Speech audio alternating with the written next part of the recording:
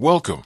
You've settled in, perhaps lying down, perhaps sitting somewhere quiet, ready to let the day drift away. This is a journey into the past, but not a fast or dramatic one. We will take it slowly, gently, step by step, as we wander through the daily rhythms of ancient Rome. The world we will visit tonight is distant, but not unfamiliar. Beneath the surface of marble temples and grand amphitheaters, Rome was a place of constant labor, of stark hierarchies, of lives both magnificent and miserable. As always, we will travel in 4 parts. First, the lives of Roman slaves, those who endured relentless toil and the constant uncertainty of their fate. Then, we will drift toward the story of Spartacus, the gladiator who challenged Rome's might. After that, we will explore Pompeii, a city sealed away by volcanic ash, its everyday secrets preserved in silence. And finally, we will step into the lives of Rome's elite, with their grand villas and endless feasts, to glimpse the other side of this empire's reality. The past is waiting. Close your eyes if you wish. Imagine yourself stepping through a narrow Roman street, cobblestones uneven beneath your feet, the murmur of Latin voices in the distance. Let us begin at the very bottom of Roman society. Imagine waking before dawn. The air is heavy and damp in the cramped quarters where you sleep. The room is low-ceilinged, walls bare, with only the dim light of a small oil lamp flickering faintly. Dozens of other figures stir around you, men and women, young and old, pressed shoulder to shoulder on rough straw mats. The smell is thick, of sweat, of dust, of the faint smoke that seeps in from the hearth above. This is where you live, not by choice, but by force. You are a Roman slave. The day begins early, because your labor belongs to someone else. If you are unlucky enough to work in the fields, you rise with the first suggestion of dawn. Your master expects the fields plowed, the vines tended, the stones cleared. No matter the heat or the season, the soil clings to your hands. The rough wooden tools splinter in your palms. Every task is repeated endlessly, season after season. There is no certainty in this life. You might have been born into slavery, the child of enslaved parents, never knowing freedom. Or you might have been captured in war, marched across mountains and seas, sold in a marketplace far from the land of your birth.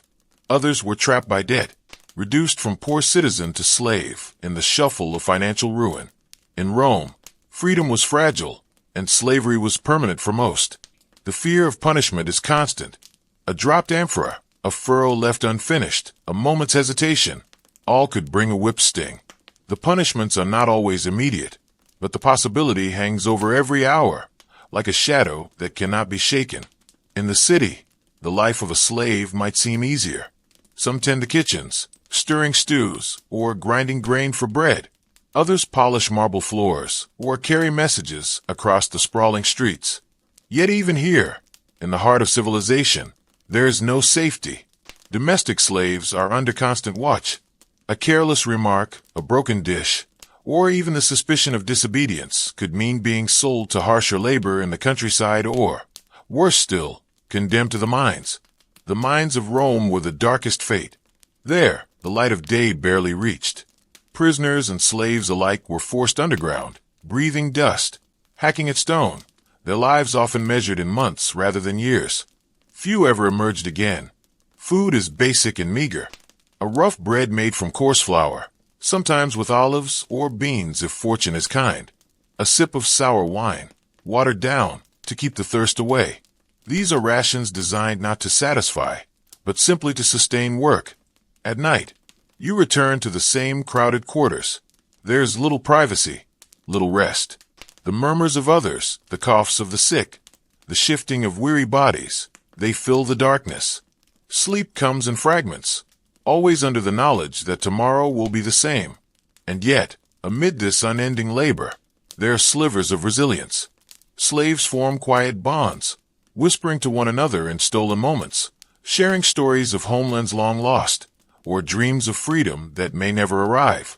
Sometimes, a master might grant manumission, a formal release into freedom, but such acts are rare, and usually reserved for the loyal, the skilled, or those able to save enough to buy their way out.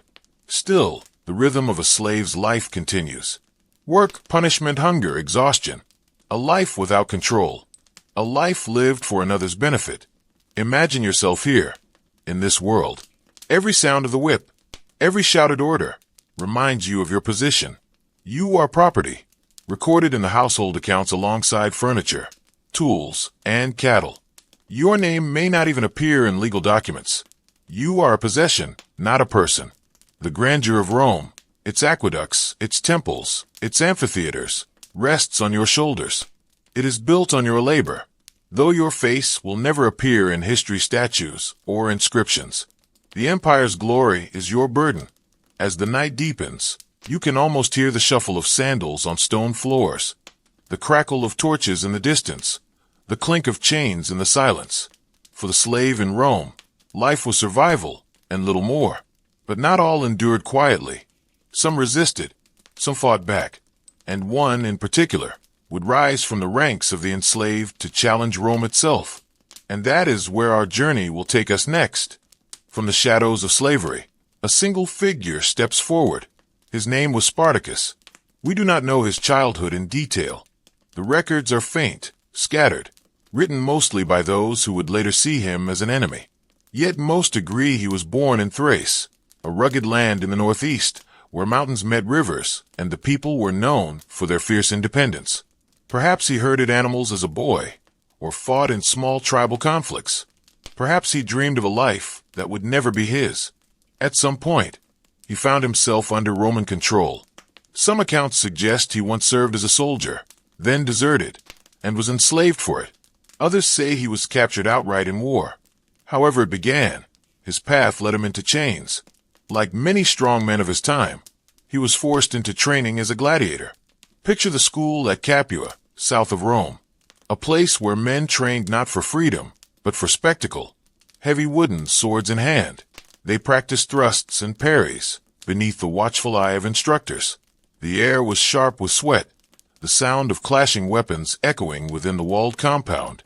Gladiators were both admired and despised. The crowds cheered them in the arenas, but they were still slaves. Their victories could bring fame, but rarely liberty. Spartacus, we are told, was a skilled fighter. He had strength, but also intelligence, a quality not every gladiator possessed, and one that would matter greatly in the years to come. In 73 BCE, the breaking point arrived. Spartacus, along with about 70 others, conspired to escape the gladiator school. Armed at first with kitchen knives and improvised weapons, they seized real arms and fought their way out. What began as a desperate act became something larger. They fled to Mount Vesuvius, the same mountain that, years later, would bury Pompeii in ash. There, Spartacus and his companions took refuge. The mountain slopes provided natural defense. From that vantage, they looked down on the Roman countryside, filled with villas, estates, and farmlands, all supported by slave labor. It did not take long for other slaves to join them. Soon their small band swelled to hundreds, then to thousands. Men and women both, escaping from fields and kitchens, from mines and workshops, flocked to his side. The Roman world was full of discontent, and Spartacus became the symbol of a possibility many had never dared to imagine: revolt. At first, Rome underestimated them. A few hastily gathered forces were sent to suppress the uprising, but Spartacus proved to be not just a strong fighter, but a clever commander. He used the terrain to his advantage. He organized his followers into units, gave them structure, and repeatedly defeated Roman detachments sent against him. For a time, the rebels roamed freely through southern Italy. They raided estates, liberated slaves, and grew in number. Estimates vary, but ancient sources suggest as many as 70,000 men and women may have joined. The countryside trembled at the thought of an army of the enslaved, rising against their masters. What did Spartacus want? That question remains uncertain. Some say he wished only to lead his people out of Italy, back to their homelands, away from Roman chains. Others claim he dreamed of dismantling Roman power itself. The truth may be a mixture, a shifting goal, shaped by circumstance and by the sheer size of the force he commanded. For 2 years, his rebellion shook Rome. Senators debated, generals struggled, and the people of Italy lived in fear of a war within their own borders. Spartacus was more than a leader of fugitives. He was a mirror, reflecting back the empire's greatest hypocrisy, that its greatness rested on the broken backs of slaves. But Rome was patient, and Rome was relentless. Eventually, the Senate gave command to Marcus Licinius Crassus, the wealthiest man in the city. Crassus was determined not to let this revolt continue. He imposed strict discipline on his legions and pursued Spartacus with methodical force. The battles became harder. Spartacus's army, though vast, was less disciplined. Some factions wished to plunder rather than escape. Others disagreed on strategy. The unity that had fueled the rebellion began to fracture. By 71 BCE, it reached its end. Spartacus and his forces fought their final battle in southern Italy. The Roman legions surrounded them. The struggle was fierce, but in the end, Rome's professional soldiers triumphed. Spartacus himself fell in the fighting. His body was never found, but his name endured. The consequences were brutal. To make an example, Crassus ordered that 6,000 captured rebels be crucified along the Appian Way, the great road leading to Rome. For miles, travelers would have seen their bodies raised against the sky, a warning etched into the landscape. And yet, even in defeat, the memory of Spartacus lingered. He had taken what seemed impossible, a slave revolt against the might of Rome, and made it real, if only for a short time. His story echoed through the centuries, a symbol of resistance, of struggle against overwhelming power. Imagine the silence after the battles had ended. The fields trampled, the camps abandoned, the fire smoldering low. The rebellion was gone, but the questions it raised remained. Could an empire built on slavery ever truly be stable? Could the oppressed ever accept their fate without resistance? The Roman world moved on, but the ground beneath it had shifted, if only slightly. And in the centuries since, the name Spartacus has carried a weight far greater than the man himself could have known. From this tale of struggle, we now drift into another place in Roman history, a city not defined by rebellion, but by preservation, frozen in a single moment, sealed away by nature's hand. A place where daily life, its routines, its luxuries, its miseries, remains etched in stone. That place is Pompeii. Close your eyes for a moment and picture a Roman city at the height of summer. The year is 79 CE. The air is warm. The streets are alive with footsteps, and the distant sea glimmers blue beneath the sun. This is Pompeii, a prosperous town nestled near the Bay of Naples, beneath the shadow of a great mountain. Mount Vesuvius, to the people here, was simply part of the landscape. Its slopes gave fertile soil for vineyards and orchards.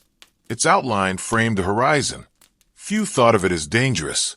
Life continued beneath its watch, as it always had. Walking through Pompeii's streets, you would see stone-paved roads lined with small shops. Bakers sold fresh loaves of bread, their ovens hot with the day's fire. Wine shops offered cups of sour, watered drink to passing laborers. Children played with clay dolls, or scratched games into the dust.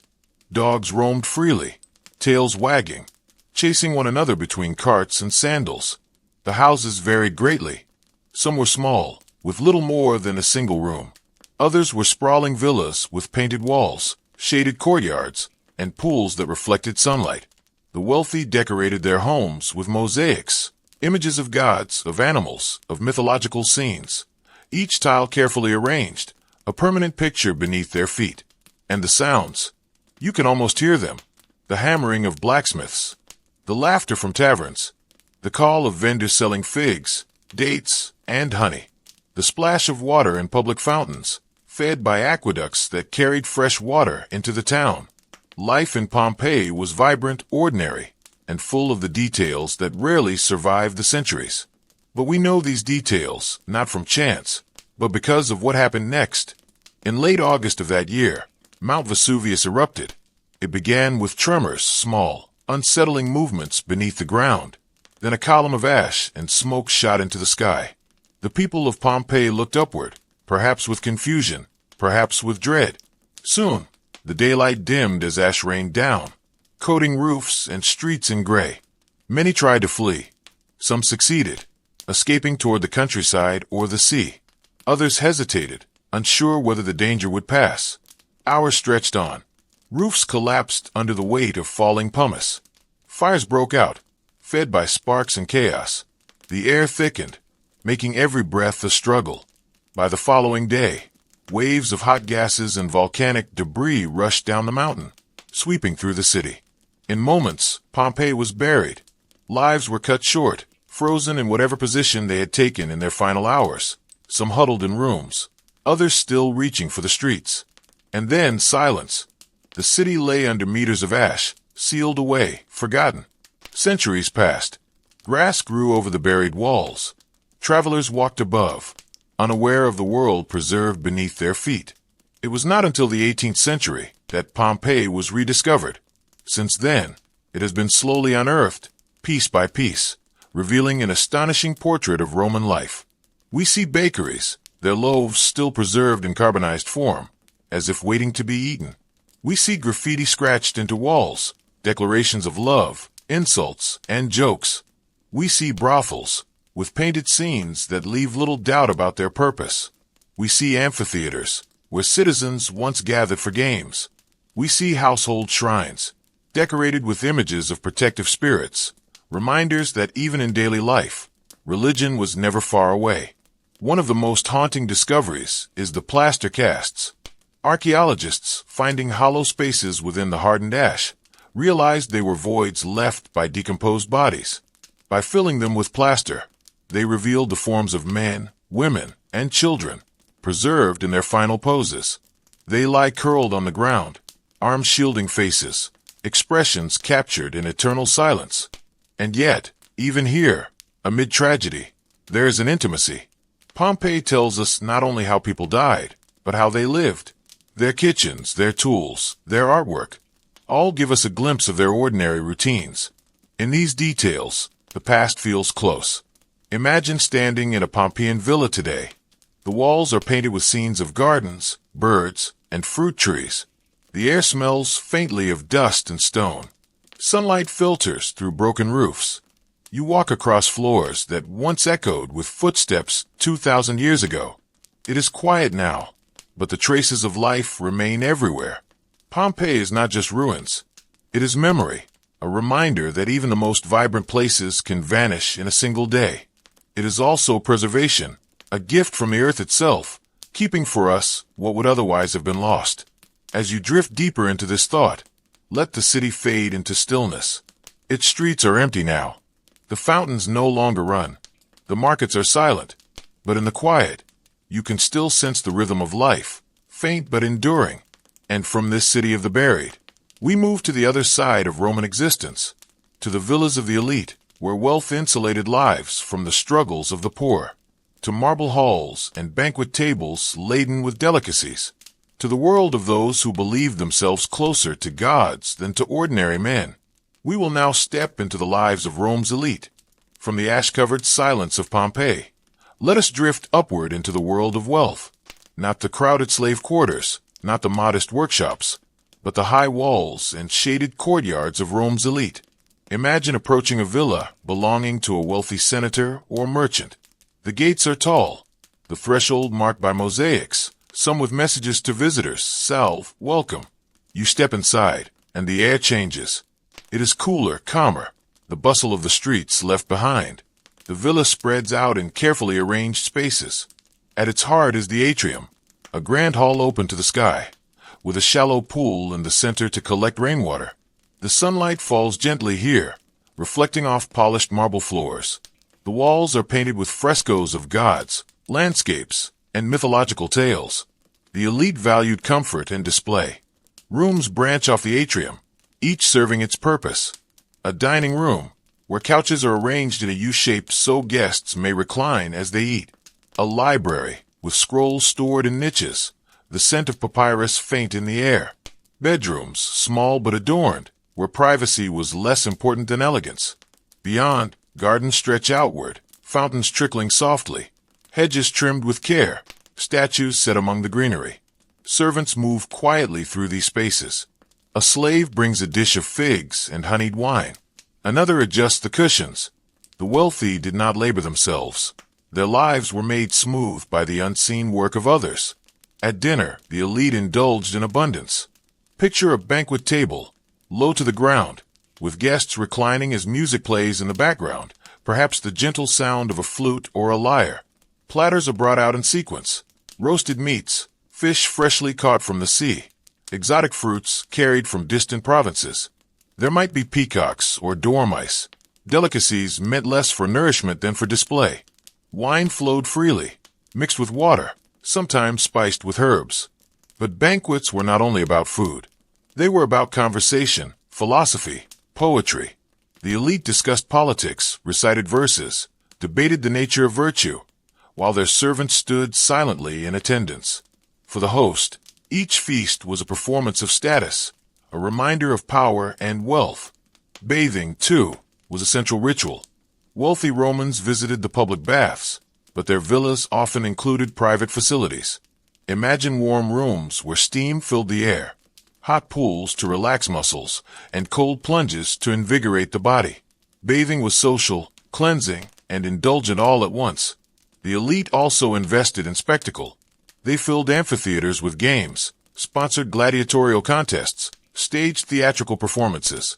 To the masses, these were entertainments. To the elite, they were demonstrations of generosity and power.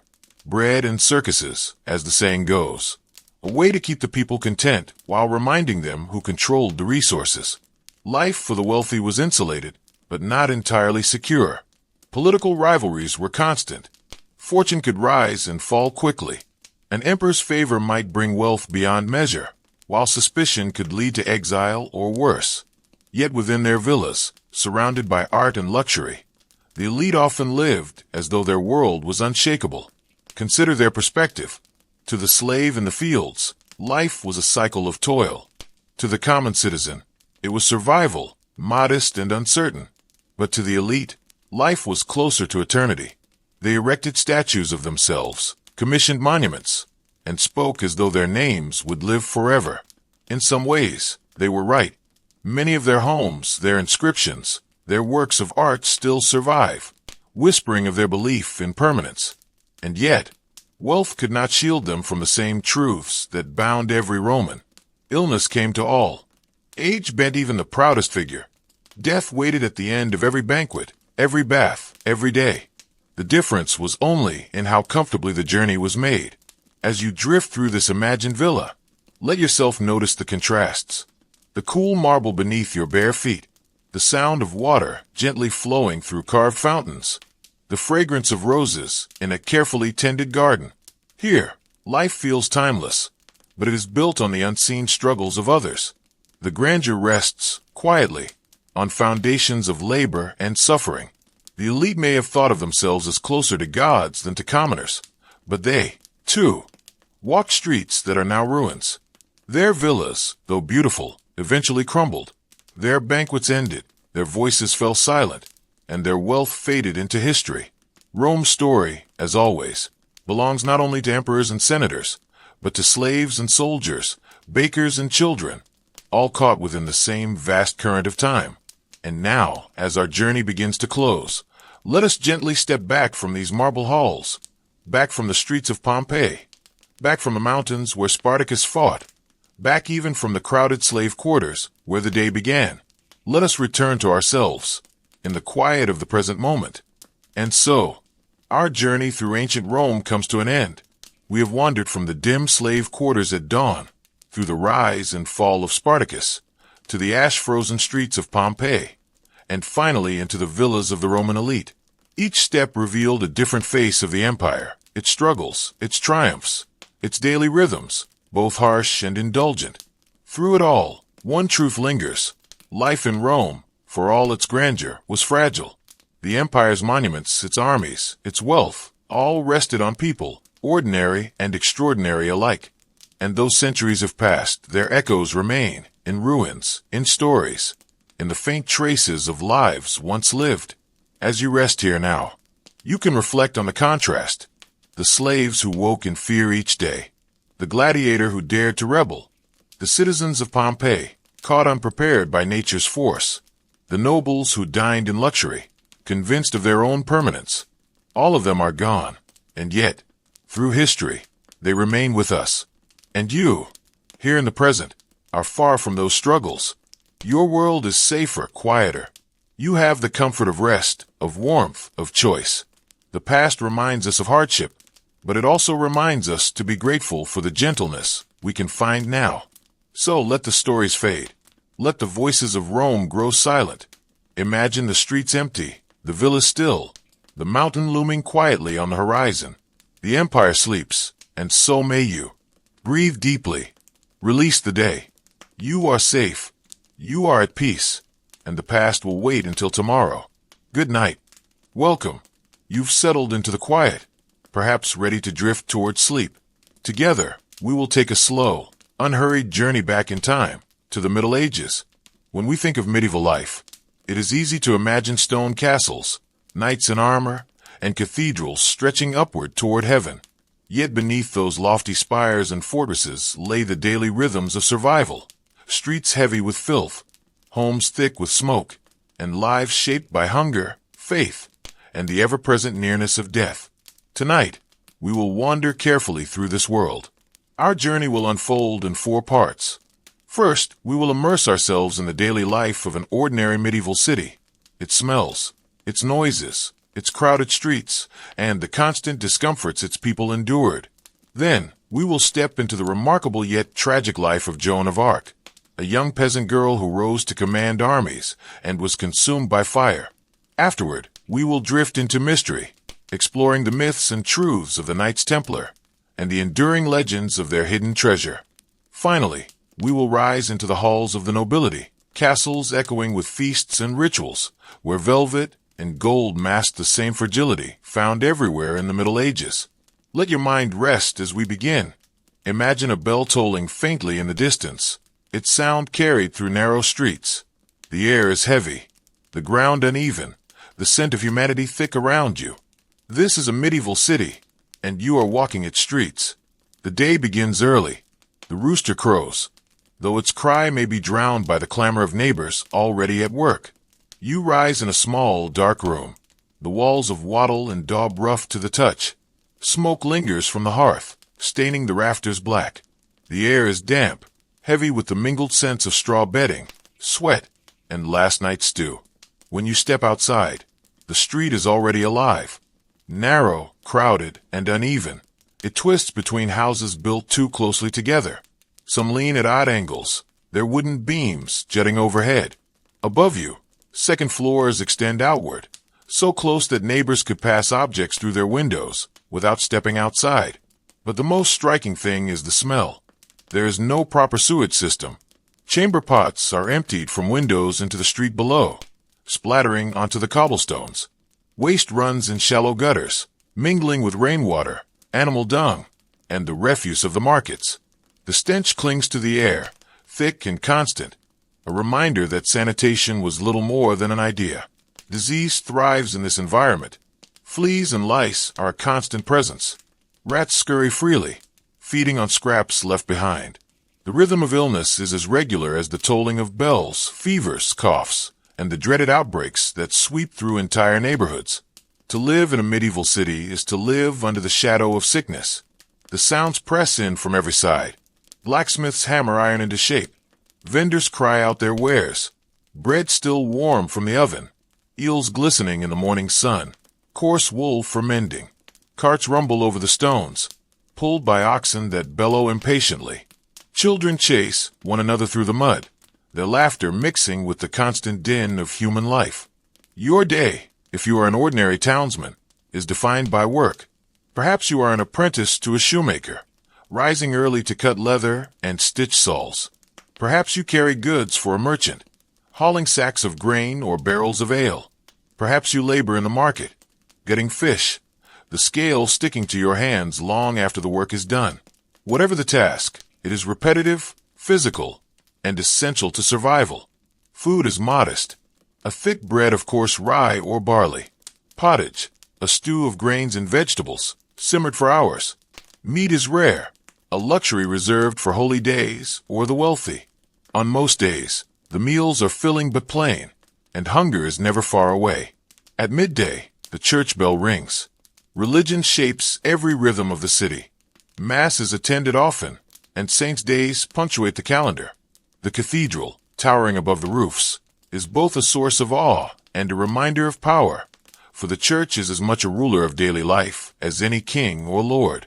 The night brings its own dangers. With the setting sun, the streets grow dark. Torches flicker here and there, but most homes shutter their windows. To walk alone after nightfall is to invite danger. Thieves, drunken brawlers, or worse. Many cities impose curfews, the watchmen calling out the hours as they patrol. Sleep comes lightly, for even in your home, safety is never certain. Yet, amid all of this discomfort, there is resilience. Neighbors gather in taverns, sharing ale and gossip. Children find games in the mud, their laughter cutting through the gloom.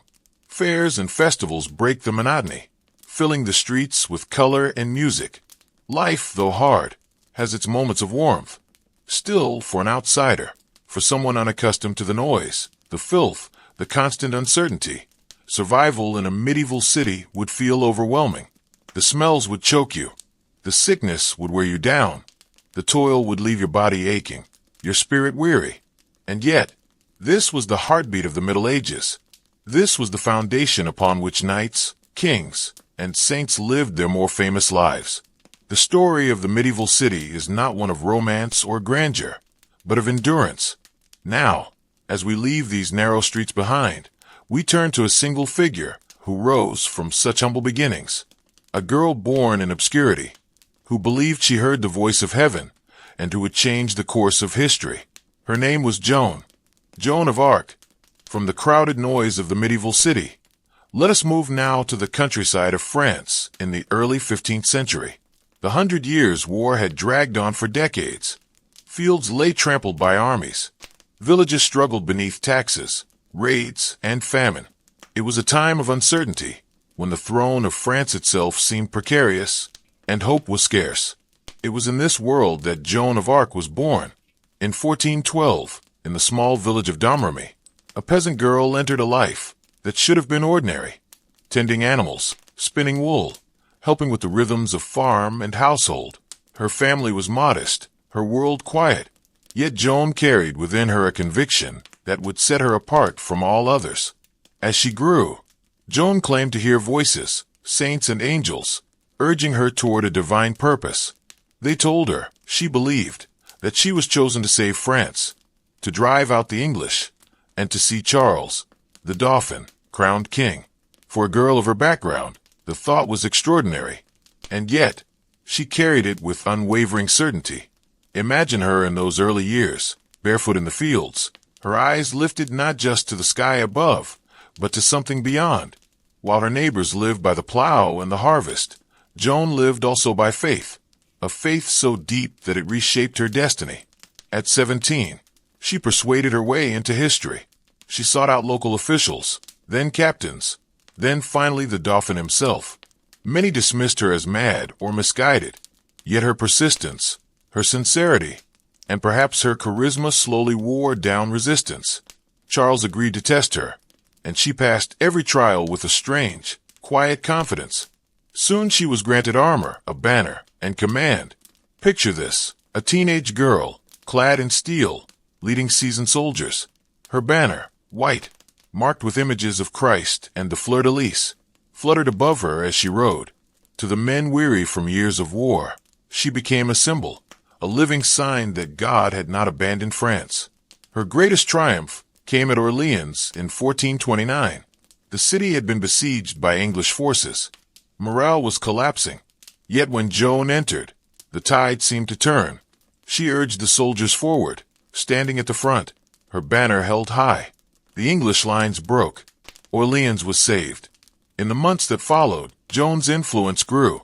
She accompanied Charles to Reims, where he was crowned as King Charles VII, just as she had foretold. For a time, it seemed her mission was complete, her voices vindicated, her destiny fulfilled. But history rarely grants simple endings. Political intrigue swirled around her. Some within Charles's court resented her influence. Others doubted her visions. And the English, humiliated by her victories, sought her capture. In 1430, during a skirmish near Compiègne, Joan was seized. Betrayed, perhaps, by allies who failed to protect her, she fell into English hands. From there, her fate was sealed. She was put on trial in Rouen, accused not only of her visions, but of her very existence as a woman in armor. The charges ranged from heresy to witchcraft, from disobedience to arrogance. The trial was long, filled with interrogation, designed less to discover truth than to condemn. Joan held firm. Calmly, she answered questions, insisting that her voices were divine, that her mission was righteous. Again and again, her words confounded her judges, but the verdict was decided long before the trial began. In May of 1431, at just 19 years old, Joan was sentenced to death. Imagine the morning of her execution. The square of Rouen filled with people, some jeering, some silent, many uneasy at what was about to unfold. Joan was led out, dressed in a plain gown, her short hair exposed. She prayed softly, her faith unbroken even as her body trembled. The pyre was prepared, stacked high with wood. She was tied to the stake, the ropes rough against her skin. The crowd fell quiet, and then the flames were lit. We will not dwell on the violence of the moment. Instead, let us imagine the smoke rising, the bells tolling, the murmurs of the crowd. For those who watched, it was a grim spectacle, a demonstration of power. Yet for centuries after, it became something else entirely. Joan's life, brief as it was, became legend. The peasant girl who had risen from obscurity, who had led armies, who had defied kings and priests, was transformed into a symbol of faith, courage, and sacrifice. 25 years later, the church would declare her trial unjust, clearing her name. Centuries after that, she would be canonized as a saint. Today, her image endures in statues, in churches, in memory. But beyond the legend lies the quiet truth. She was once just a girl from a village, barefoot in the fields, who believed she was chosen for something greater. Her fire has long since faded, but her story still glows. A reminder that even in an age of kings and knights, a single peasant could change the course of history. And now, as the echoes of her story soften, we will step into another kind of mystery, not of saints or visions, but of secrecy and legend. The Knights Templar, warriors, bankers, and mythmakers, whose hidden treasures and lost knowledge have fascinated imaginations for centuries. Let us drift there next, into the shadowed halls of medieval secrecy. From the flames of Joan of Arc's trial, we drift now into the quieter realm of legend and secrecy. The medieval world was filled not only with toil and hardship, but also with whispers of hidden orders, sacred relics, and treasures beyond imagination. Of all these tales, few have lingered as long, or as deeply, as those surrounding the Knights Templar. The Order of the Temple was born in the early 12th century, in the aftermath of the First Crusade. A small band of knights took vows of poverty, chastity, and obedience. Their mission was simple at first, to protect Christian pilgrims traveling to the Holy Land. But in time, their role grew. Imagine a knight of the Templar Order, his white cloak marked with a red cross, simple yet striking, his hair cropped short, his beard trimmed. He rises at dawn to prayer, the chanting of psalms echoing through stone halls. His life is disciplined, almost monastic, yet also bound to the sword. The Templars became renowned for their military prowess. On the battlefields of the Crusades, they fought with determination, holding the line even against overwhelming odds. Chroniclers describe their formations as steadfast, like walls of stone. But their influence did not rest solely on the edge of the blade. Over time, they grew into something far more unusual for a military order. They became bankers. Pilgrims could deposit money in Europe and withdraw it safely in the Holy Land through coded documents and seals. Kings and lords entrusted them with wealth, with land, even with state secrets. Their property spread across Christendom, castles in Spain, farms in England, commanderies in France. Each contributed to a network that was both spiritual and financial, both sacred and practical. With such influence came suspicion. The Templars' rituals, held behind closed doors, fueled speculation. Did they guard relics of immense power? Did they uncover ancient knowledge in Jerusalem, perhaps beneath the very Temple Mount from which they took their name? Some whispered that they possessed the Holy Grail, or fragments of the true cross, or even hidden scriptures. The truth is less certain. We know they amassed records, wealth, and relics. We know their secrecy fed rumors, and we know that myths grew in the spaces where history fell silent. What is certain, however, is their dramatic fall. By the early 14th century, the Templars had become wealthy and powerful, too much so for the comfort of rulers. King Philip IV of France, deeply in debt to the order, conspired to destroy them. On a Friday, the 13th of October, 1307, arrests began. Across France, knights were seized, their properties confiscated, their leaders imprisoned. Under pressure, confessions were extracted of heresy, of strange rituals, of blasphemies whispered in secret. Historians doubt most of these charges, yet they provided the justification Philip needed. The order was dissolved, its leaders burned at the stake, its lands absorbed by rivals, its treasures, if any remained, vanished. And here lies the heart of the mystery. What became of the Templar wealth? Some say it was taken by the crown, yet inventories suggest less than expected was ever found. Others believe convoys of wagons escaped Paris before the arrests, carrying gold, relics, or documents into secrecy. A few legends claim the Templars sailed away, their ships departing from La Rochelle, never to be seen again. From these silences, centuries of stories have blossomed. In some tales, the treasure lies beneath Rosslyn Chapel in Scotland, carved into stone vaults filled with symbols. In others, it crossed the ocean, buried in distant lands, waiting to be uncovered. Still others believe the real treasure was never material at all, but knowledge, mystical rites, sacred texts, or truths that could shake the foundations of faith. Archaeologists and historians sift through the fragments. Documents reveal financial records, not hoards of gold. Excavations uncover fortresses, not secret vaults. And yet, the legend persists. Perhaps it is not what we discover, but what remains hidden. That keeps the Templar story alive. Imagine yourself in one of their commanderies, the thick walls of stone, the chapel lit by flickering candles, the air filled with the scent of wax and incense.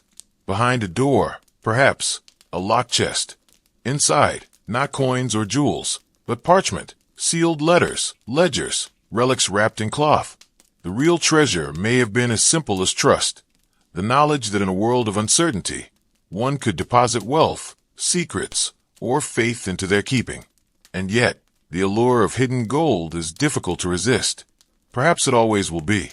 The story of the Knights Templar is not merely about riches. It is about how myth grows where certainty ends, how secrecy sparks imagination, and how even today, the idea of a vanished treasure continues to whisper through time.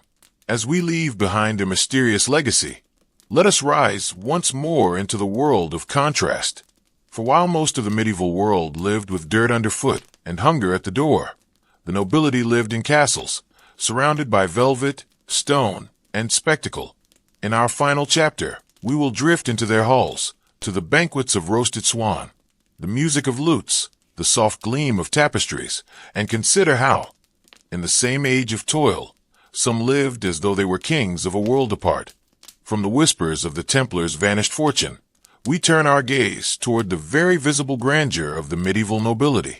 If the peasants lived with chamber pots overhead and toil beneath their feet, the nobles dwelled in stone castles rising above the landscape, symbols of power, wealth, and permanence. Imagine yourself approaching such a castle. The road winds upward, lined with hedges and scattered cottages. The air grows cooler as the walls rise before you. Massive towers, battlements, and a great gatehouse. Beyond, the drawbridge stretches across a moat, reflecting the sky. Passing inside, you would find not silence, but a bustling world. Grooms tending horses, cooks stoking fires, guards sharpening weapons, servants carrying trays, and children darting across courtyards. The castle was not only a fortress, it was a household, a court, and often a stage for displays of wealth and ritual. Step into the great hall, the heart of noble life. Its ceiling soars high, beams darkened by smoke, banners hanging from the rafters. A fire blazes in a central hearth, filling the space with warmth and the scent of roasting meat. The sound of voices echoes off stone walls, mingling with the notes of a lute or the rhythm of a drum. At the long tables, banquets unfolded. These were not daily meals, but spectacles of hierarchy. Roasted swan or peacock might appear, its feathers carefully reattached for display. Platters of venison, pies filled with spiced fruits, bread baked in intricate shapes, each course as much performance as sustenance. Wine flowed from silver goblets, poured by servants who moved silently between guests. Food itself was a marker of status. Spices, cinnamon, saffron, cloves, traveled great distances, their presence on a dish a sign of wealth. Sugar, too, was a luxury, sculpted into elaborate subtleties, castles, animals, even scenes from stories. To dine with the nobility was to see the world translated into flavor and form, each bite a reminder of privilege. Yet even amidst splendor, rules governed behavior. Seating reflected rank. The lord and lady presided at the high table, their closest allies or honored guests beside them. Lesser folk sat farther down. To speak out of turn, to reach for food too quickly, to ignore ritual, all could be seen as offenses. Eating was not just nourishment, it was an act of order, a mirror of the world's hierarchy. Beyond the hall, the castle held chambers lined with tapestries. These heavy cloths kept out the chill, while also telling stories of battles, hunts, or biblical scenes. Beds were high, with carved frames and curtains for warmth and privacy. Clothing, too, signaled wealth. Velvet, silk, and brocade shimmered in torchlight. Long gowns trailed on floors, while fur-lined cloaks kept away the cold. The touch of such fabrics was as different from a peasant's coarse wool as day from night. And yet, for all the finery, the castles were not entirely comfortable. The stone walls were cold and damp in winter.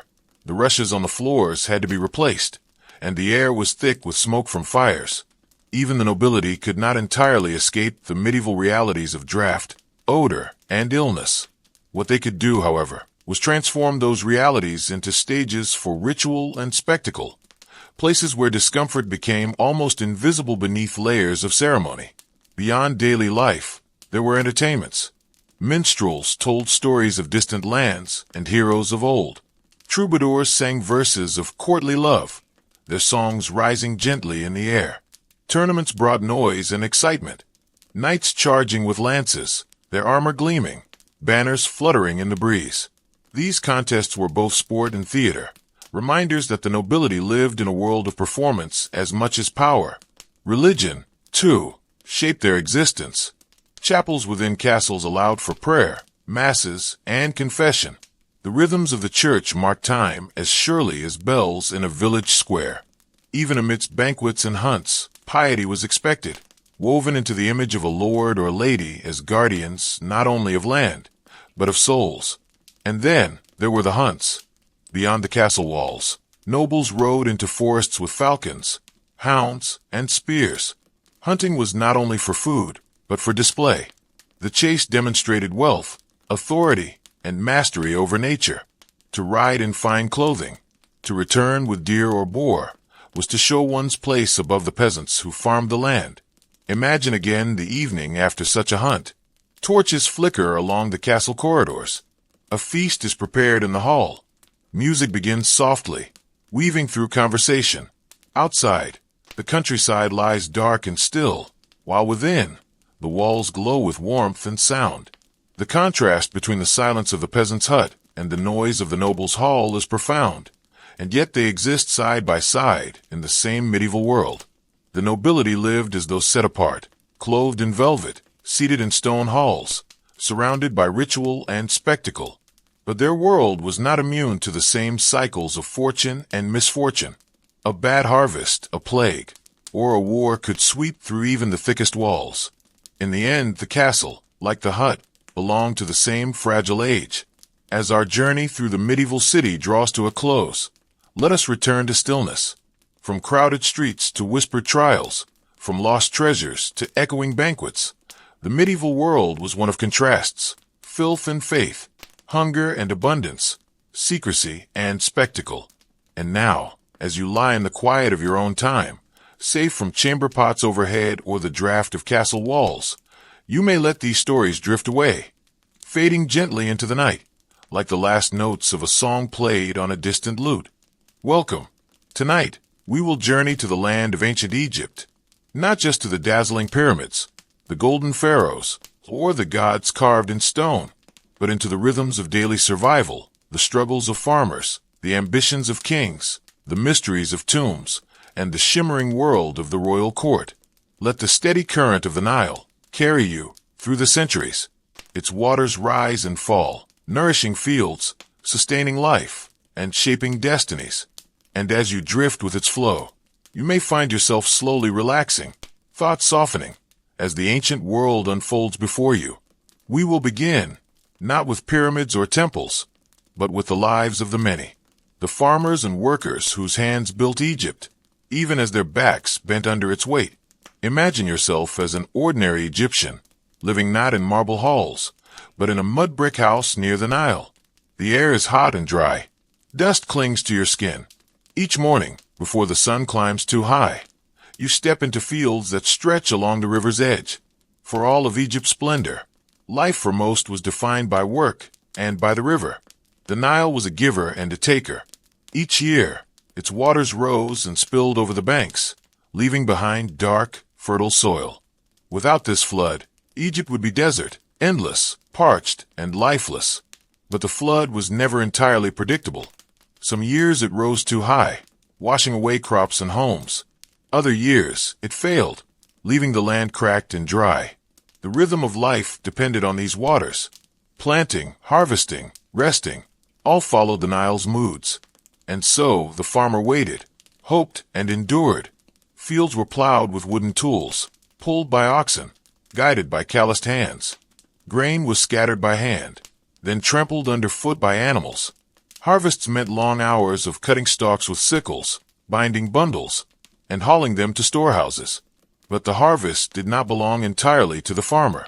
Taxes were collected in grain, owed to the state, the temples, and the pharaoh. Granaries filled not with the farmer's share, but with the wealth of others. Failure to pay could bring punishment, or worse, forced labor. Beyond farming, there was construction. Egypt's monuments, its temples, and pyramids were not built by slaves in chains, as old tales once claimed, but largely by conscripted laborers.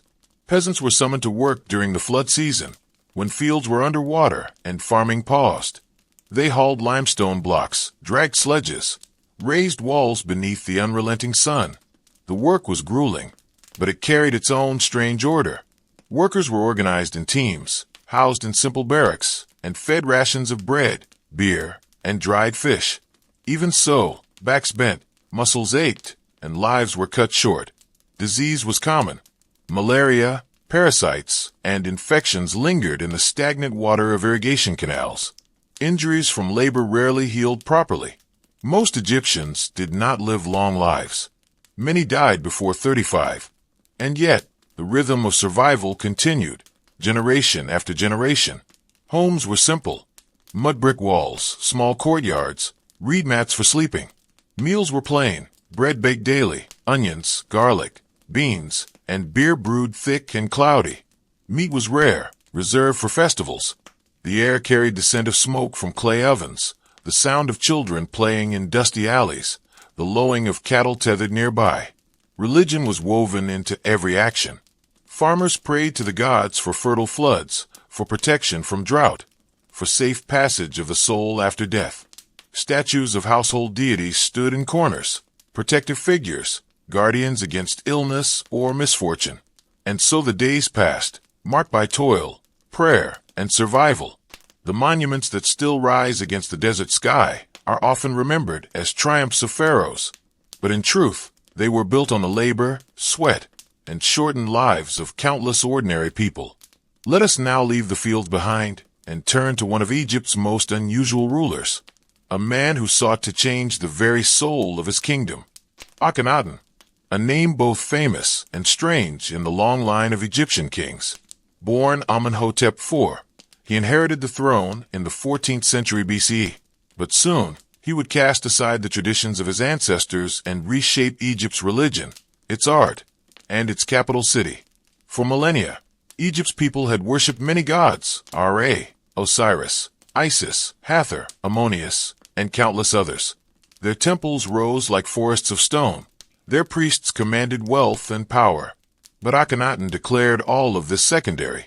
He chose instead to worship a single deity, Aten, the disk of the sun. Imagine the sun itself, stretched across the sky, its rays descending to touch the earth. This was Aten, not a god with human form, but pure light, energy, life itself.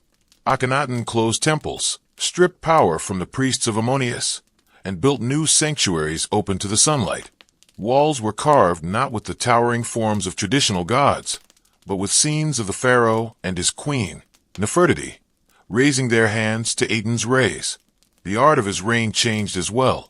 Gone were the stiff, idealized forms of kings. Instead, Akhenaten was depicted with elongated features, narrow face, full lips, a body curved and human. Scenes showed him with his daughters, embracing them tenderly, sitting with Nefertiti beneath the sun. This was a revolution, not only in religion, but in imagery. A softer, stranger Egypt briefly emerged. And yet, revolutions seldom last. The people, rooted in centuries of tradition, still turned to their many gods. The priests, once displaced, bided their time. And when Akhenaten died, his city, Amarna, was abandoned. His successors restored the old ways. His name was struck from records, his monuments dismantled. Only centuries later would his story be pieced together again, from broken stones and buried ruins. Akhenaten's reign was brief, and his experiment fragile, yet it left an echo of a king who dared to change the eternal, if only for a moment. From his abandoned city, we now turn to another discovery, far more famous, a tomb hidden for centuries, holding wonders and whispers of curses. In 1922, deep in the Valley of the Kings, the archaeologist Howard Carter uncovered a set of steps descending into darkness. At the bottom, a sealed doorway. Behind it, a chamber untouched for millennia. The tomb of Tutankhamun. Tutankhamun had been a minor pharaoh, reigning only briefly, dying young. But his burial place was a miracle of survival. While other tombs had been plundered, his remained intact, hidden beneath debris and forgotten. Imagine the moment Carter held a candle to the gap in the door, and the flickering light revealed treasures beyond imagining. Golden statues, chariots, furniture inlaid with ivory, and the glitter of jewelry. And at the center, a sarcophagus containing the famous mask, gold and lapis lazuli, serene and eternal. The world was astonished. Egypt's ancient wealth seemed to rise from the sands, shimmering once more. But with discovery came whispers. Several members of the expedition died unexpectedly in the years after the tomb was opened. Newspapers spoke of the curse of the pharaohs, of spirits disturbed, of retribution from beyond. In truth, most of the deaths had ordinary explanations: infections, illness, accidents. Howard Carter himself lived for many years after the discovery. Yet the legend of the curse endures, woven into the tomb's allure. What lingers most, however, is not the curse, but the glimpse into ancient life. Tutankhamun's tomb contained games, sandals, even food, meant to serve him in the afterlife. Everything carefully placed, prepared for eternity. The tomb was not merely a burial place. It was a world recreated in miniature, a bridge between life and death. And as you picture its chambers, quiet, golden, untouched for centuries, you may sense the hush of history itself. From the silence of a tomb, let us rise now into the brightness of palaces and courts, into the world of Egypt's elite, where luxury and ritual shape daily existence. Step into the palace of a pharaoh. The walls are painted with vivid colors, scenes of gardens, of lotus flowers, of hunting and feasting. Columns rise like papyrus stalks, painted in green and gold. The air is cooler here, shaded, perfumed with incense. Servants move quietly, carrying trays of figs, dates, bread, and wine. Courtiers in fine linen robes whisper in corridors. And the pharaoh himself, draped in golden jewelry, sits upon a throne carved with lions. Luxury in Egypt's royal world was both comfort and display.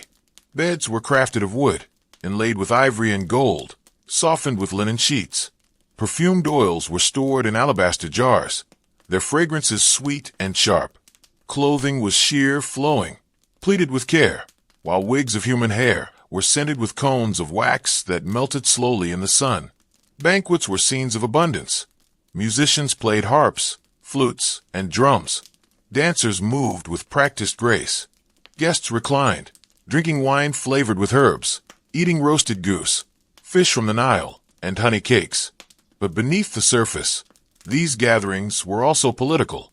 Every seat, every gesture, every gift reinforced hierarchy. To dine with the pharaoh was not simply to eat. It was to affirm loyalty, to witness power. Religion infused the court as well. Ceremonies honored the gods, with processions, hymns, and offerings. The pharaoh himself was not just ruler, but divine, a bridge between the people and the gods. To serve him was both duty and privilege. And yet, even in such splendor, mortality lingered. Perfumes could not mask illness. Golden beds could not prevent age. The tombs of pharaohs, however magnificent, remind us that even the most powerful sought eternity in death as much as comfort in life. Imagine now the contrast. A farmer sleeping on a reed mat, exhausted from labor. A king resting on golden sheets, lulled by music and incense. Two lives, divided by wealth, yet bound by the same river, the same sun, the same fragile span of years.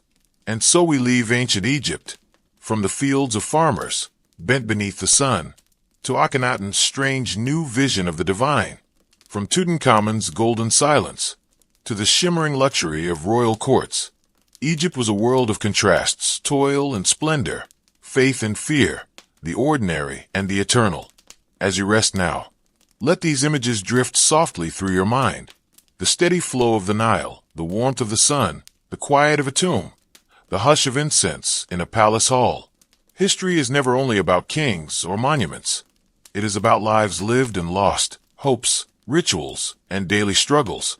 And tonight, those stories have carried you gently across time, toward stillness, toward rest, toward sleep. Welcome.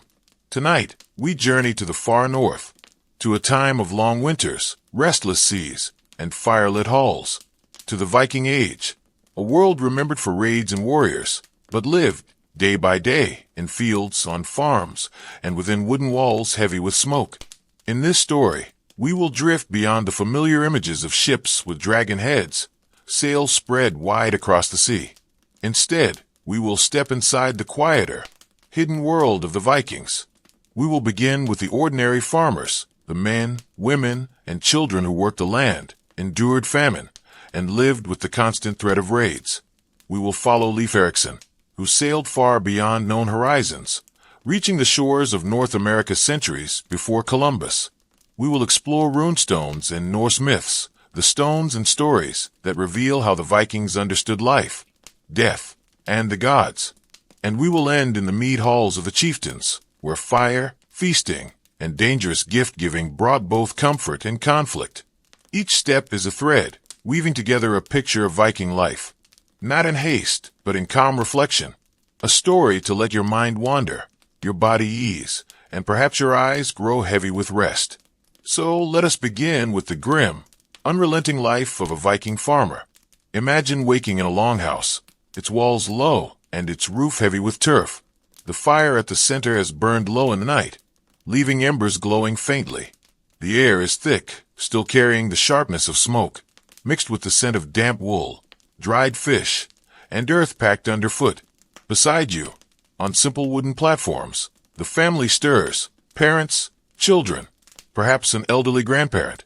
In winter, even the animals are nearby, sheep or goats resting inside for warmth. This is the home of a Viking farmer, a space both sheltering and suffocating. One room, one fire, many lives. When people today imagine Vikings, they often picture warriors crossing the seas. But most Vikings lived far from the excitement of raiding. They lived, instead, bound to the soil, where each season demanded constant labor and constant fear. The land was not generous. Much of Scandinavia's soil was thin, rocky, and slow to yield crops. Farmers grew barley, rye, and oats, grains hardy enough to survive the climate. They planted cabbages, leeks, and beans, small gardens scratched from the earth.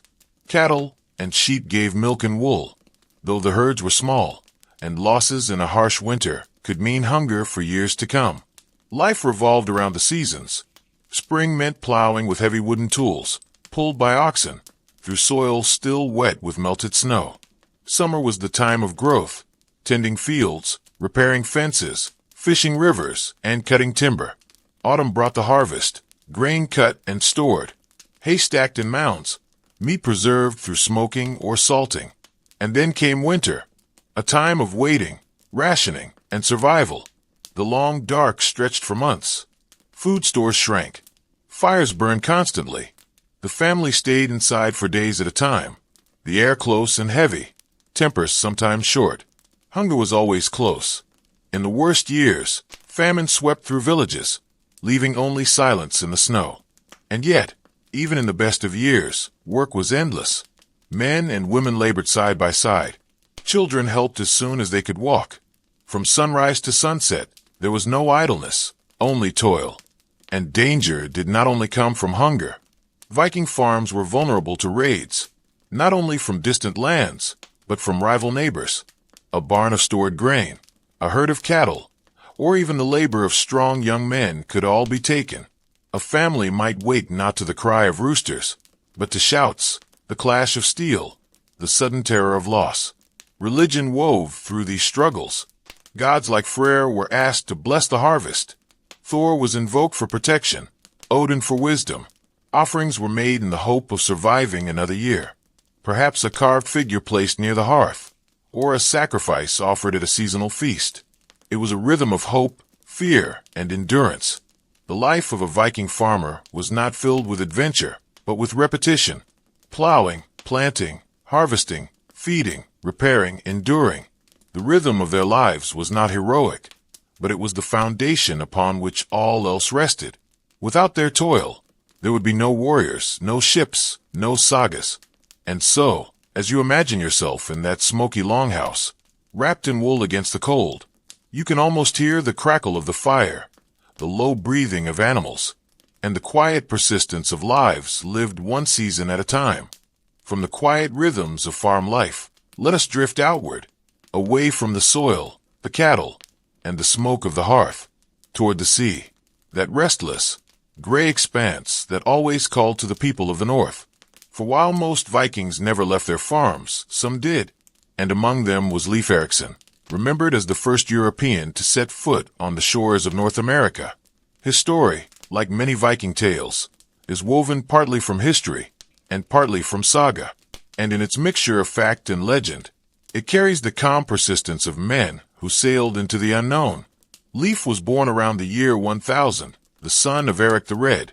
His father, a man of fierce temper, had already been exiled from Norway, and later from Iceland.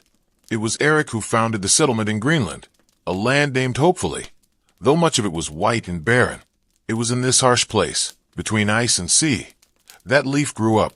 Imagine him as a young man, standing on the rocky coast of Greenland, the air sharp with salt and cold, the sea shifting and endless before him.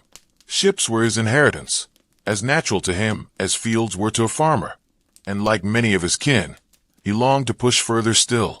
Leif's voyage to Vinland is told in two main sagas, the saga of the Greenlanders and the saga of Eric the Red. Their details differ, but the essence remains. Leif sailed west, beyond the horizons known to his people. The journey began with whispers of new lands. Other sailors had drifted off course and spoken of forests and shores far away. Leif gathered a crew, sturdy men accustomed to the sea. They set sail from Greenland in a nar, a broad-bellied ship made for carrying people and cargo. Its single square sail caught the wind. Its oarsmen, when needed, pulled slowly, steadily, through the waves. For days, perhaps weeks, they crossed the sea. The horizon was empty, save for the endless roll of water.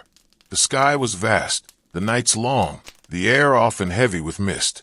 The rhythm of the journey was simple: wake, watch, steer, eat, sleep. A rhythm broken only by storms, sudden shifts of wind, or the rare sighting of birds, signs of land ahead. Eventually, they reached new shores. The sagas described three places: a stony land, a flat-wooded coast, and finally a fertile place they called Vinland. Scholars debate exactly where this was, perhaps Newfoundland, in present-day Canada. Imagine the first sight of it. A coast not of ice or barren rock, but of forests thick with trees, rivers of fresh water, wild grapes, or perhaps berries that reminded them of grapes, game in the woods, fish in the streams. To men hardened by Greenland's thin soil and harsh winds, it must have seemed a paradise. Leif and his crew built shelters and stayed through the winter. They cut timber, explored the land, and stored food. The sagas tell us they divided themselves into groups, some to guard the camp, others to wander inland. At night, they gathered around fires, perhaps wondering how far this new land stretched, and who else might live there. For the sagas also speak of encounters with the indigenous peoples. The Norse called them skrælings, a word whose meaning was not flattering. Relations were uneasy. At times there was trade, at times hostility. And though the sagas describe brief contact, the Norse settlements in Vinland did not last. The land was rich, but it was far from home, and the tensions were too great. Still, Leif returned to Greenland with news of this place, Vinland, the land of wild grapes. His journey became part of Viking lore, and centuries later, of European history itself. Today, we see traces of his voyage in archaeology. At Lonseux Meadows, in Newfoundland, remains of Norse buildings have been uncovered. Turf walls, wooden beams, iron nails, proof that the sagas carried truth within them. A quiet confirmation that Leif and his men did, indeed, cross the Atlantic long before others. And so Leif Erikson's story sits between farm and saga, between myth and history. Not the tale of endless conquest, but of one long voyage, steady and patient, across the sea. A journey made possible not by drama or grandeur, but by the persistence of sailors, the strength of timber, and the pull of the horizon. As we leave Leif's voyage behind, let us turn not to another man, but to the stones he and his people left standing, silent, carved with runes, whispering the stories of belief and memory. From the sea, we return to the land, and here, scattered across meadows, fields, and village paths, stand the stones of the Norse, tall, weathered slabs of rock, carved with twisting runes, markers of memory, silent messages from another age. Imagine yourself walking through the Scandinavian countryside 1,000 years ago. The air is cool, the ground damp with morning dew. Sheep graze on uneven fields, and beyond them rises a stone, taller than a man, rough to the touch, its surface cut with careful lines. The runes flow across it in patterns, some straight and sharp, others curling like branches or serpents. These are runestones. They were set up to remember the dead, to mark land, or to honor deeds. Most were raised in Sweden, but they are found across the Viking world, in Denmark, Norway, even as far as Greenland and Britain. The act of carving them was both practical and sacred, a declaration in stone, meant to last beyond memory. The language of the runes was Old Norse, each symbol carrying sound, but also a touch of mystery. To read a runestone is to hear a voice echoing across centuries, a father honoring a son, a wife remembering her husband, a warrior boasting of travels to distant lands.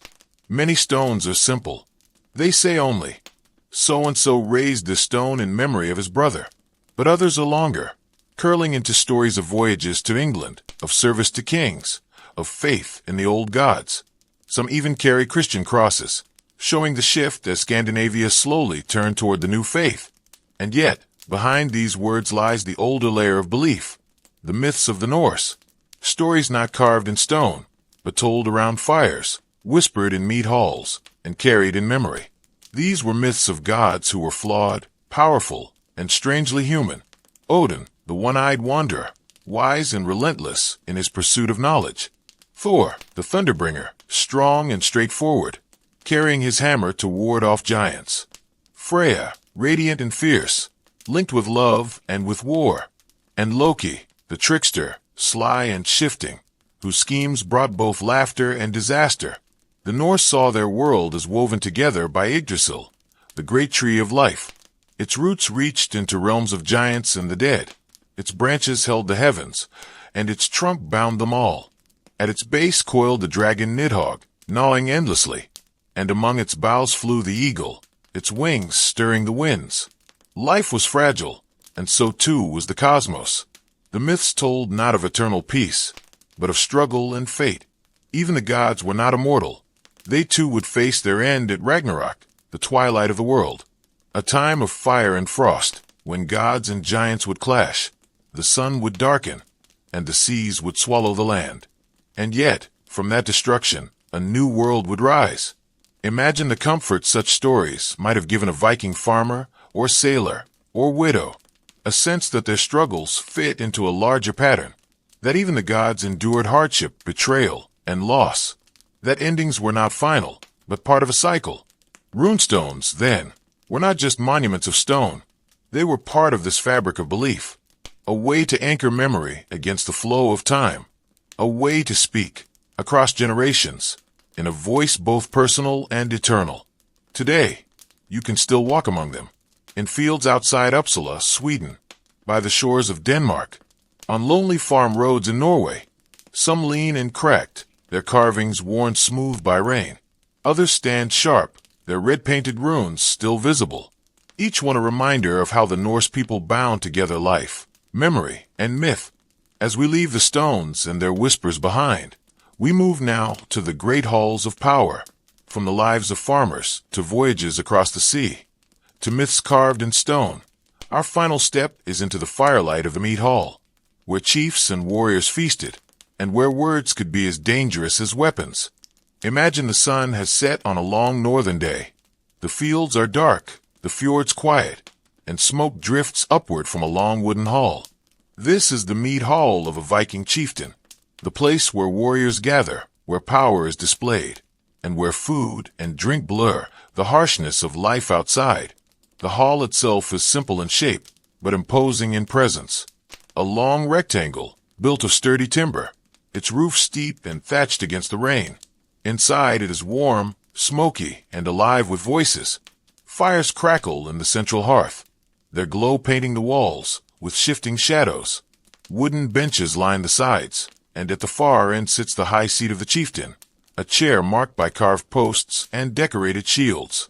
This was more than just a dining space.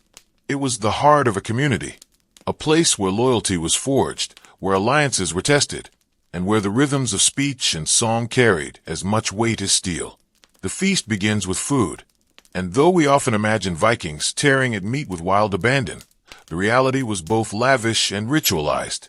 Boar roasted over flames, venison seasoned with herbs, fish pulled fresh from the sea, bread baked from barley, though often coarse and heavy, bowls of porridge thick with butter, and on rare occasions, exotic foods brought from trade, nuts from southern lands, spices, even wine from Frankish merchants. Most prized of all was mead, a honey-based drink, golden and sweet, poured into wooden cups and horns. It flowed freely, carrying both joy and danger. For in the mead hall, what was said after drinking could linger long after the cup was emptied. Picture the scene. Warriors boasting of raids, their words sharp and proud. One tells of silver taken from England, another of battles fought in Ireland. They measure themselves not just in deeds, but in the stories of those deeds. To speak was to claim honor, and to fail in boasting was to risk ridicule. The chieftain presided over it all, his role not just as host, but as judge of worth. He gave gifts, arm rings of silver, weapons, sometimes even land. These gifts were not merely generous, they were obligations, ties that bound men to loyalty. To receive was to owe, and the bond of gift-giving was as strong as any oath. Yet the hall was not only for men. Women of status were present too. They poured drinks, but they also carried authority, especially in weaving family alliances. A wife of a chieftain could shape the hall's politics with a quiet word, with a suggestion of marriage, or with her presence at the high seat. The hall was also a place of poetry. Skalds, or poets, recited verses that praised warriors and gods. Their words were intricate, filled with kennings, layered metaphors that described ships as sea steeds, or swords as battle flames. These verses were entertainment, but they were also memory, preserving deeds for future generations. But for all its warmth, the mead hall was a dangerous place. Words could wound as deeply as weapons. An insult, spoken over drink, could spark feuds that lasted generations. A failed boast could brand a man as cowardly, and to break the fragile code of hospitality could end in bloodshed. Still, the hall represented the highest expression of Viking social life. It was a place where the brutality of farming, raiding, and surviving gave way, if only for a night, to celebration, music, and ceremony. A place where the poor could glimpse wealth, and where the powerful displayed their strength. Now imagine the hall quieting. The fire burns low. The warriors grow drowsy from mead. The chieftain's gifts have been given. The poet's verses spoken. The night has stretched long, and outside, the cold stars gleam over the fjords. The feast is done, but the memory lingers. As the hall empties, as silence replaces the laughter, the air is still heavy with the smell of roasted meat and smoke. And somewhere, across the dark sea, the next feast, the next voyage, the next memory waits to be carved into stone or sung into verse. And so, from the muddy huts of farmers, to voyages across oceans, to runestones carved with myths, and finally into the mead halls of chiefs, our journey through Viking life comes to its end. What remains is not just the violence of raids or the myths of gods, but the quiet rhythms of ordinary lives, lives that were fragile, fleeting, and yet enduring in memory. And so, our journey through the world of the Vikings draws to a close. We began in the damp fields and smoky huts of farmers, where survival depended on the rhythm of the seasons and the mercy of the sea. We followed Leif Erikson westward, across uncharted waters, to a distant shore that would one day be called North America. We traced the carved lines of runestones, glimpsing how the Norse understood their world through myth, memory, and the power of words. And finally, we sat within the firelit mead hall, watching chiefs, warriors, and poets shape society with food, gifts, and songs. Each step revealed contrasts: the mud of the farm and the gold of the feast, the hunger of famine and the excess of banquets, the fragility of ordinary life and the grandeur of heroic tales. In truth, Viking life was never only one thing. It was both harsh and celebratory, both grounded in earth and reaching toward the sea, both fleeting and eternal in memory. As you lie here now, imagine the fires of the mead hall burning low. The voices of warriors have faded into silence. Outside, the fjord is still, its surface reflecting the pale light of the moon. The ships are drawn up on shore, their sails furled, their oars resting, and the people, weary from toil, from journey, from feast, sleep quietly in the long dark of the northern night. The past rests, and so can you. The fields no longer demand your labor. The sea does not call you to voyage.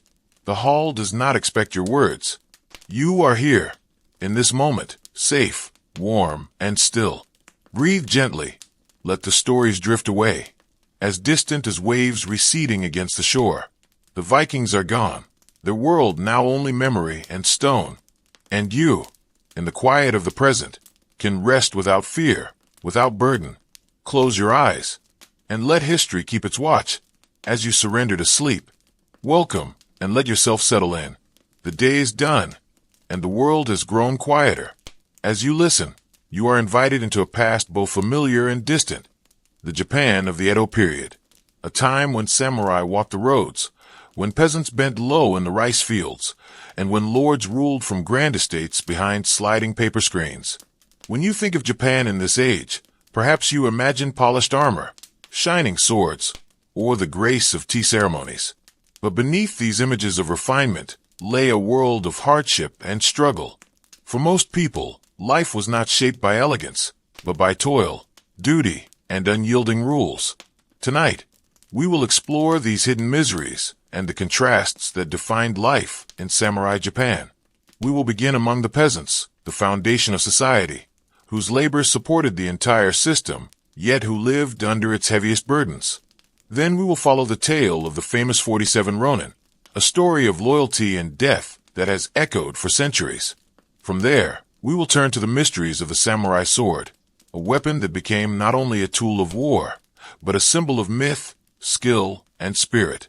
And at last, we will step into the estates of the daimyo, the great lords, whose luxury stood in stark contrast to the suffering of their subjects.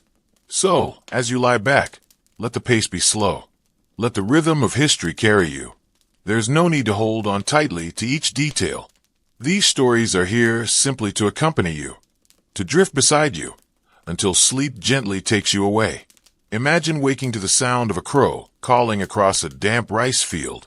The air is heavy with mist, and the scent of wet earth clings to your clothes. The sun has barely begun to rise, but already you must leave your straw mat and step into another day of endless labor. You are a peasant in Edo period Japan, somewhere in the 1600s or 1700s. Your home is small, a hut of wood and thatch, with paper screens that let in drafts in winter and insects in summer. The floor is tatami, worn thin by years of use. A small hearth provides warmth and simple meals, but fuel is scarce. What little you have must be rationed carefully, for wood is taxed, and even the gathering of firewood may be restricted by the local lord's decrees.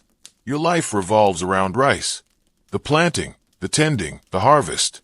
Each season brings new demands. Bending for hours in flooded fields, wading knee-deep in water, feeling the mud between your toes, the sun pressing heavily upon your back. In summer, the air is thick with humidity, and mosquitoes swarm in clouds. In winter, your breath curls whiten the air as you work with numb hands, repairing dikes or carrying bundles of straw to keep the fields ready for spring. Rice is not only your food, it is your tax. A large portion of every harvest is claimed by the daimyo, your local lord. Collectors come to measure and take, their presence a constant reminder that your labor is not truly your own. Even if the crop is poor, even if your family goes hungry, the tax must be paid. To fail is to invite punishment, confiscation of land, or worse, and there is little escape from your station. The class laws of the time bind you tightly. Samurai may walk past with swords at their sides. Merchants may gather wealth in the towns. But you, the peasant, remain tethered to the soil. It is said that the farmer supports all classes. Yet in truth, it is the farmer who shoulders the heaviest burden. Famine is never far away. A year of bad weather, a flood, or an insect swarm can destroy the harvest. When famine comes, hunger gnaws at entire villages. People scrape together weeds, bark, or whatever can be boiled into thin gruel. Disease follows, and lives are lost quietly, without record, without monument.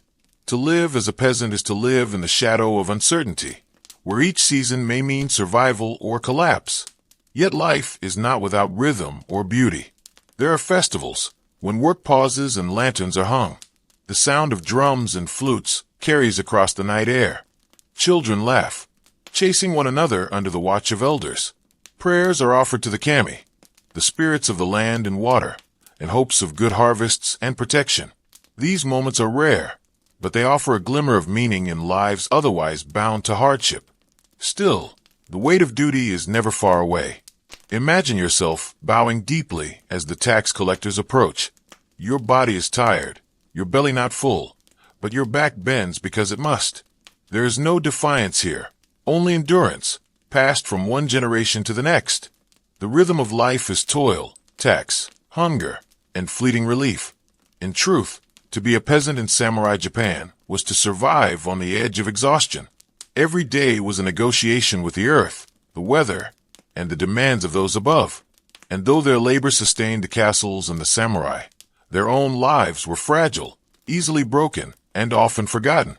As we leave the rice fields behind, and as the mist slowly lifts, we turn to another face of this era.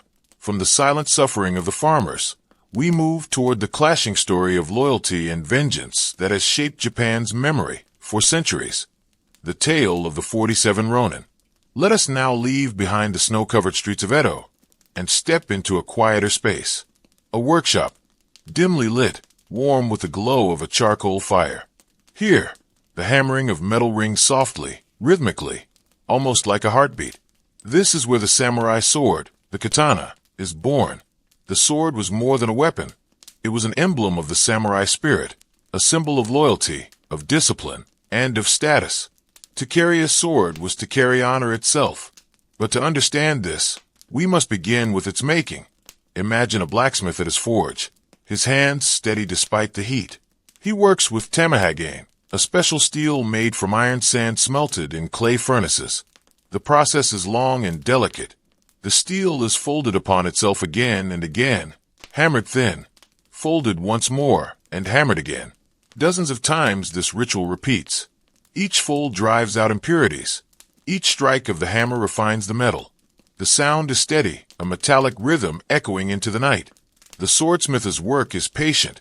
The steel must balance hardness with flexibility. Too hard, and the blade will shatter. Too soft, and it will bend. Through folding and heating, through quenching in water at just the right moment, the sword emerges with both strength and resilience. The katana's curve, so distinctive, comes from this process. When the hot blade is plunged into water, the outer edge cools and hardens quickly, while the inner core cools more slowly, bending the sword gently, almost naturally. This curve is not just beautiful. It makes the sword swifter, easier to draw in a single fluid motion, and more effective in cutting. Now imagine the blade resting on a stand, polished by an artisan with infinite care. The surface gleams, a mirror of steel. Within the blade, faint patterns shimmer, known as hamon. These are not decorations painted on, but the natural marks left by the hardening process. Each sword has its own hamon, unique like a fingerprint, a quiet signature of the smith's hand. When complete, the sword is given to a samurai, but it is more than an object. It is revered, treated with respect, and often with reverence. For the sword, in the culture of the time, was thought to carry the very soul of the warrior. Legends grew around them. Some swords were said to possess spirits of their own, to bring fortune or misfortune to their owners. Others were remembered for their beauty, passed down across generations, admired like works of art. In truth, many swords spent most of their lives sheathed, untouched in battle, carried more for symbol than for use. And yet the myths endure. You may imagine a samurai kneeling in the quiet of dawn, laying his sword before him. The blade is polished, the hilt bound in silk, the scabbard plain or lacquered. To him, this is not simply a weapon, but an extension of his duty, to protect, to serve, or, if necessary, to die with honor. Archaeology, too, has revealed much. In old burial mounds, swords are found laid beside warriors, rusted yet still shaped with elegance. In temples, ceremonial blades are preserved, their age measured in centuries. And in museums today, one can stand before a katana and see the same shimmering steel that a samurai once held, unchanged by time. Even in daily life, the sword-shaped behavior, to draw it was a serious act. To unsheath it carelessly, even by accident, was forbidden. A samurai's hand resting upon the hilt carried meaning. A half-drawn blade was a warning. A fully drawn one meant that blood must follow, for honor demanded that a sword, once bared, should not return unsullied. Thus the sword lived both in reality and in symbol. It was carried into battle, but also into poetry, praised in verses, painted in scrolls, sung of in stories. A reminder of how objects can embody entire worlds of meaning. And so, in the flicker of the forge, the whisper of steel, and the weight of ritual, the samurai sword stands not just as a tool, but as a bridge between myth and reality, between violence and beauty, between the warrior and his soul. From here, we turn to the other end of samurai society. If the sword was the soul of the warrior, then what of the lord whom the warrior served? The daimyo, men of vast estates and elaborate rituals, who lived in luxury while peasants toiled, and samurai pledged their lives in service. It is to the lives of these elites, the daimyo, that we now turn. Now, let us leave behind the workshop of the swordsmith. The fire has cooled, the hammer rests, and the blade gleams silently on its stand. We travel instead into a different world, one of vast estates, high walls, and carefully tended gardens. This is the world of the daimyo, the great lords of feudal Japan. Imagine yourself approaching such an estate. The road winds past rice fields and small villages, but as you near the residence, everything changes. Massive wooden gates rise before you, reinforced with iron, guarded by watchful retainers. Beyond the gate, the noise of the countryside falls away. You step into a carefully ordered world. The residence itself is spacious, with wide corridors and tatami-matted rooms.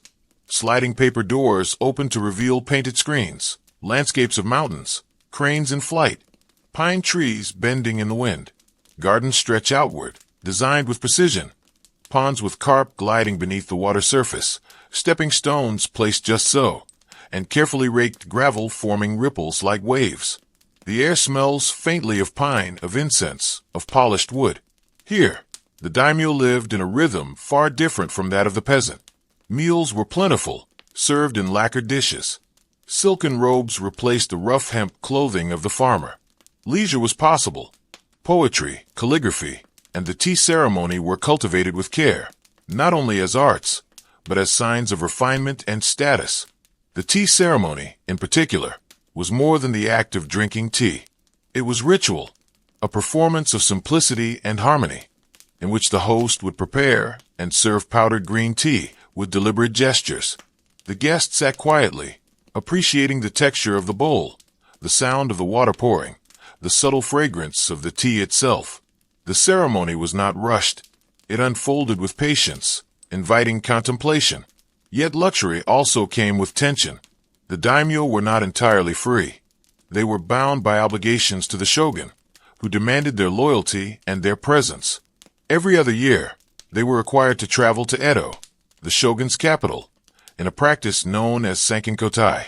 This system ensured their obedience, for while they traveled, their families often remained in Edo as a form of gentle hostage. Imagine the procession of a daimyo traveling to Edo. Hundreds of retainers marched with him, carrying banners, armor, gifts, and supplies. The line stretched for miles, moving slowly along the highways, a display of wealth and loyalty that impressed villagers and merchants alike. It was both duty and spectacle. Within the estate, political intrigue was never far. Lords balanced loyalty with ambition, aware that alliances shifted in favor with the shogun could rise or fall. Banquets and gatherings, while filled with laughter and sake, were also arenas where words carried weight. A gift offered, a poem recited, a subtle remark. All could shape relationships and fortunes. The daimyo also maintained their own armies of samurai. These warriors, bound by service, were symbols of strength. But in times of peace, their presence was costly. Feeding, housing, and rewarding so many retainers placed heavy demands on the daimyo's resources. Thus, while peasants strained under rice taxes, the wealth collected often flowed upward, sustaining the grandeur of these great households. And so, the daimyo's life was a blend of luxury and constraint. Silken robes, golden screens, and the refined quiet of tea ceremonies. But also, political caution, financial strain, and the watchful eye of the shogun. If the farmer's hut was cold and smoky, the daimyo's hall was spacious and perfumed. If the samurai's sword was a symbol of loyalty, the daimyo's mansion was a stage for power. Each life, in its own way, reflected the intricate web of feudal Japan, a society held together by rice, by duty, and by the fragile balance of honor. And now, as our journey draws to its close, you may imagine the daimyo's gardens at dusk. The lanterns glow softly, casting circles of light upon the raked gravel. Somewhere, a flute plays, its sound drifting gently through the air. Within the halls, the lord reclines, attended by servants, his duties for the day complete. Outside the gates, the world continues. Peasants labor, samurai train, merchants trade. But here, for a moment, all is still. And so, our journey through Edo period Japan comes to an end. We have walked the muddy paths of the peasant, bent beneath the weight of rice taxes. We have traced the story of the 47 ronin, whose loyalty led them to a somber end. We have stepped into the dim workshop of the swordsmith, where fire and steel met in patience and ritual. And finally, we have entered the quiet gardens of the daimyo, where power and elegance were veiled in ceremony. Each life was bound to the others. The peasant, the samurai, the lord, all were part of the same great rhythm, a society built upon rice, loyalty, and the slow passing of the seasons. From the smallest hut to the grandest estate, the same moon shone down, the same winds rustled through the pines, the same rains swept across the fields. You may imagine it now, as if looking down upon the islands of Japan long ago. Villages huddled by rivers, smoke rising in thin streams from their hearths. Roads stretching between towns, where travelers made their way with bundles on their backs. Castles rising in the distance, their tiled roofs catching the light of the sun, and in the mountains, shrines tucked away, where the silence of nature was undisturbed. History, in its way, is both distant and familiar. Though the people of that time lived under different laws and bore different burdens, they too worried over harvests, longed for rest, and found beauty in small things. A cup of tea, the sound of a flute, the warmth of a fire against the winter cold. As you rest now, let those echoes remain gentle in your thoughts. The rhythm of their lives, of toil, of duty, of fleeting joy, has long since ended. The fields are empty, the swords are sheathed, the castles are ruins. But the memory remains, faint yet steady, like a lantern glowing in the dusk. Allow yourself to let go of the day, as they once did, to set down your burdens, as the farmer set down his hoe, as the samurai laid aside his armor, as the daimyo closed the sliding screens at night. The world continues, but for now, you may rest. Breathe slowly, gently. The story is finished. The voices of the past grow quiet, and you are free to drift, like a leaf upon the river, carried wherever the current leads. Good night. Welcome. Tonight, we will step quietly back into the world of the 19th century, an age that many picture as a time of invention and progress, when trains steamed across the countryside, when gas lamps flickered in the fog, and when factories churned with new power. But beneath that bright image lies a harsher reality, one of soot, of overcrowded alleys, of ceaseless labor, and of the sharp divide between rich and poor. This was Victorian Britain, a world where the Industrial Revolution transformed society, but not always for the better, where a small child might climb a narrow chimney before dawn, while a noble family drank tea from delicate porcelain by candlelight, where the same city streets could contain both immense wealth and unimaginable misery, only a few steps apart. Over the course of this journey, we will drift slowly through 4 different windows into that time. First, into the cramped and dirty life of children who struggled in the slums. Then, into the life of Charles Dickens, a man who gave those children a voice through his stories. After that, we will pause in the shadowy corners of Whitechapel to reflect on the mystery of Jack the Ripper, crimes that unsettled an entire city. And finally, we will walk through the grand hallways of a Victorian manor house, where luxury and ritual offered their own peculiar kind of prison. Each segment will unfold gently, unhurried, so that you may imagine the details, or simply let the steady rhythm of words carry you toward rest. So now, settle yourself. Breathe slowly, and let us begin with the life of those who suffered most during this era, the children of the Victorian slum. Imagine yourself in a narrow alleyway of London in the mid-1800s. The air is heavy with smoke from coal fires, mingling with the faint, sour smell of waste that runs down the gutters. The houses lean inward, cramped together, their walls darkened by soot. Overhead, laundry hangs from ropes, dripping in the damp air. The sounds of coughing, footsteps, and crying children echo faintly between the walls. This is where many children of the working poor grew up. Families were large, and rooms were small.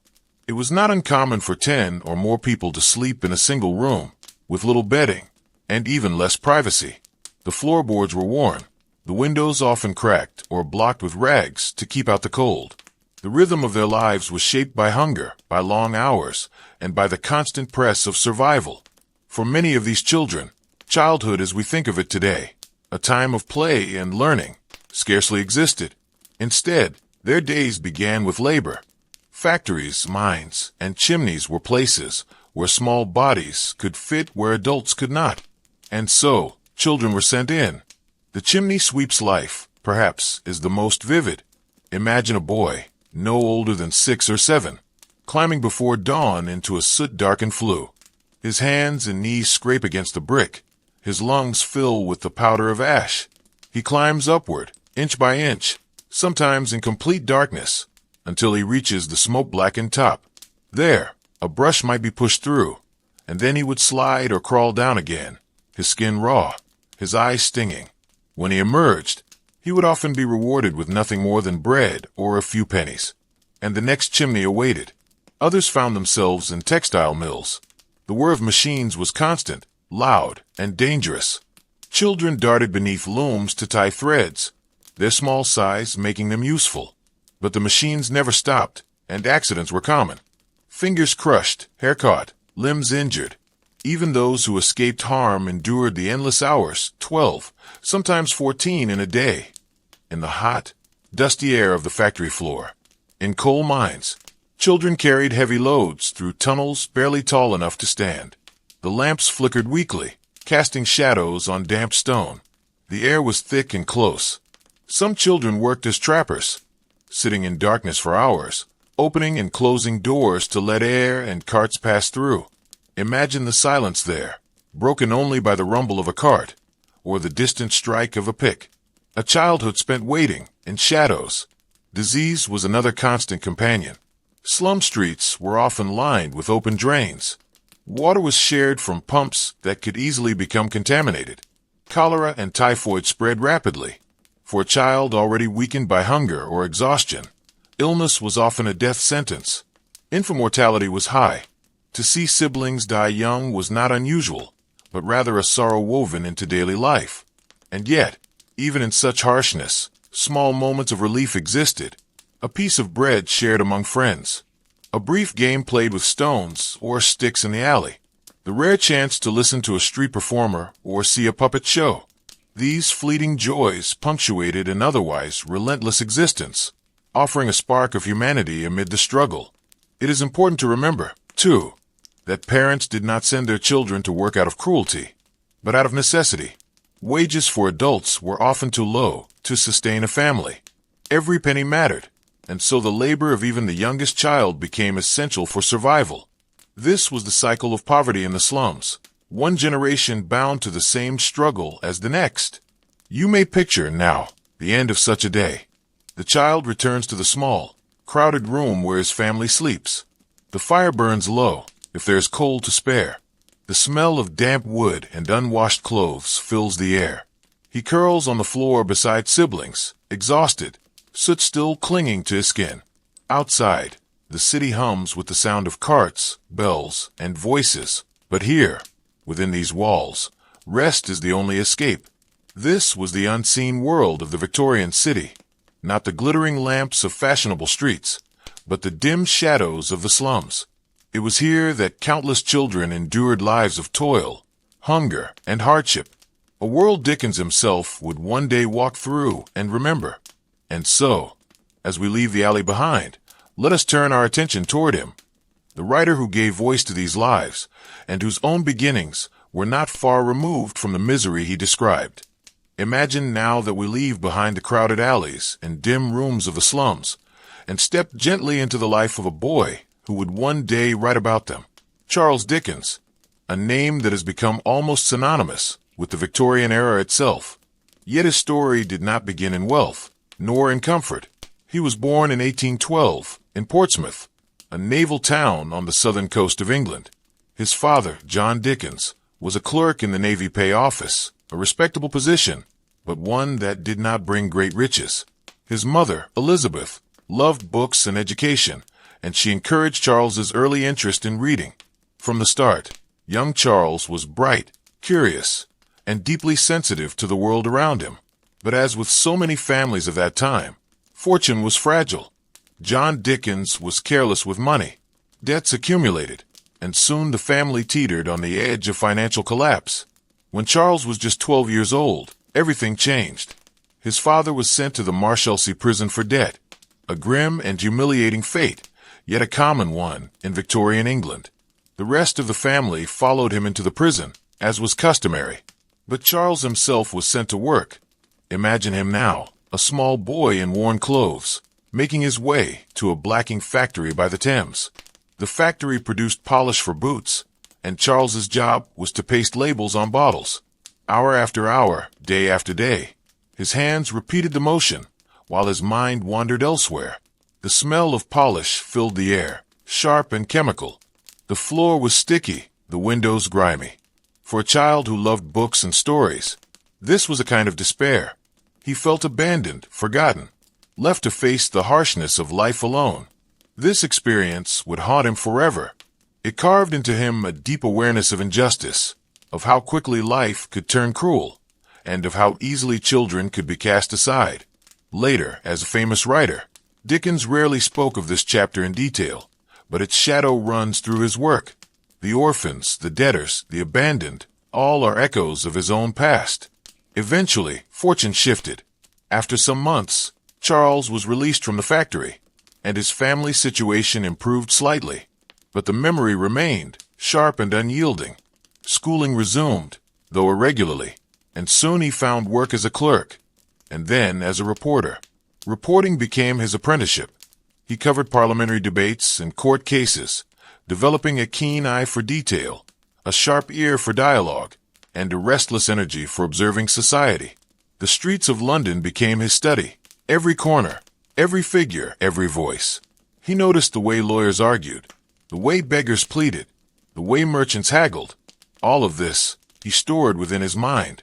And then, in the 1830s, his own writing began to appear. At first, short sketches of everyday London life, written under the pen name Boz. They were humorous, observant, filled with characters that felt real, because they were drawn from the life he had seen all around him. Readers were charmed, publishers noticed, and soon, a new star was rising in the literary world. His great breakthrough came with the Pickwick Papers.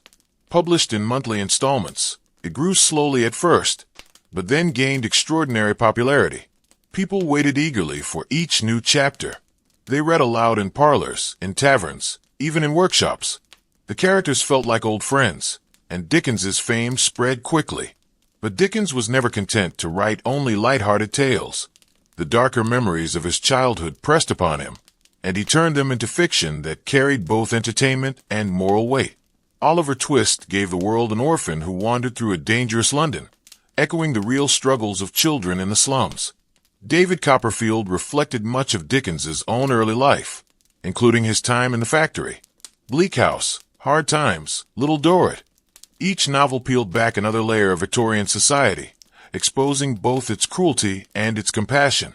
As Dickens rose in fame, he also became a kind of moral voice. He spoke out against child labor, against debtors' prisons, against the grinding poverty that so many endured. His novels were not simply stories. They were arguments for reform, wrapped in narrative.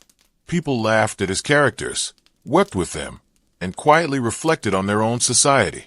In person, Dickens was energetic, almost restless. He walked for miles through the streets of London, sometimes late into the night, observing, listening, absorbing. Those midnight wanderings found their way into his writing. The foggy streets, the gas lamps, the distant cries of the city. London itself became one of his greatest characters. And yet, even as he achieved wealth and success, Dickens never forgot the child who pasted labels in the factory. That boy was always with him, reminding him of how fragile fortune could be, and how deeply unfair society was to those without protection. By the time of his death in 1870, Dickens was mourned as one of the greatest voices of his age. But perhaps his greatest legacy was that he forced his readers to look, calmly, steadily, at the lives they might otherwise ignore. The chimney sweep, the beggar child, the prisoner, all became unforgettable figures in literature. If you close your eyes now, you might picture Dickens himself, walking slowly through a London street, notebook in hand. The fog curls around him, the gas lamps flicker, and he pauses to observe a face in the crowd. He takes note, moves on, and later, at his desk, turns that small detail into something lasting, a way of giving the voiceless a kind of immortality. And so, through him, the misery of the slum child became more than a forgotten life. It became a story, one that still reaches us more than a century later. With Dickens' story complete, we step now into another corner of Victorian London, a darker, more unsettling one, the world of the unsolved mystery that haunted the city's imagination, the figure who came to be known as Jack the Ripper. We move now, quietly, into the shadows of Victorian London. The year is 1888. The place is Whitechapel, a district in the east end of the city. It was an area known for its narrow streets, crowded lodging houses, and the weary lives of those who struggled to survive there.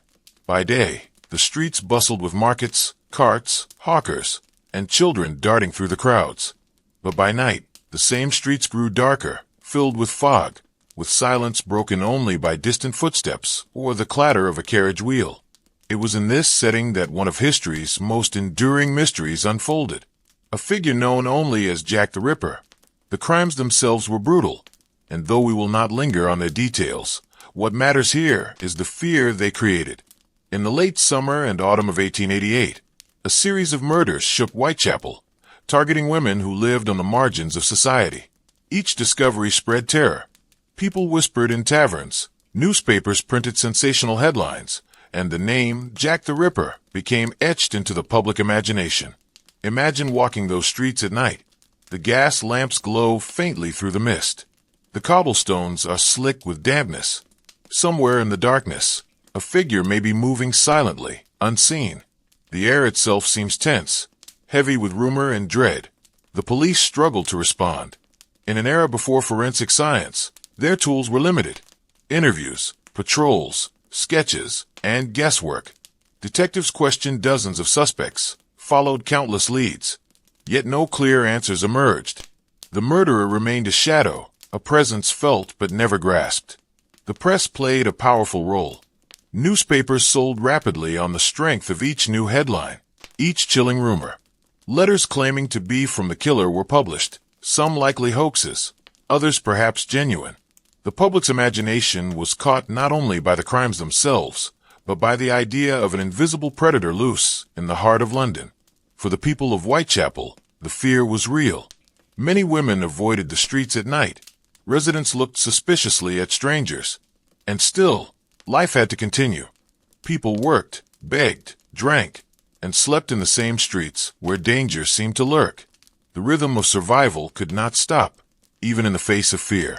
The police investigation grew larger, even involving senior figures at Scotland Yard. Hundreds of officers were deployed. Rewards were offered. Sketches were drawn. And yet, no arrest ever secured a conviction. The murderer disappeared into history, leaving only questions. Over the decades that followed, theories multiplied. Some suspected a butcher, or a doctor, or a sailor.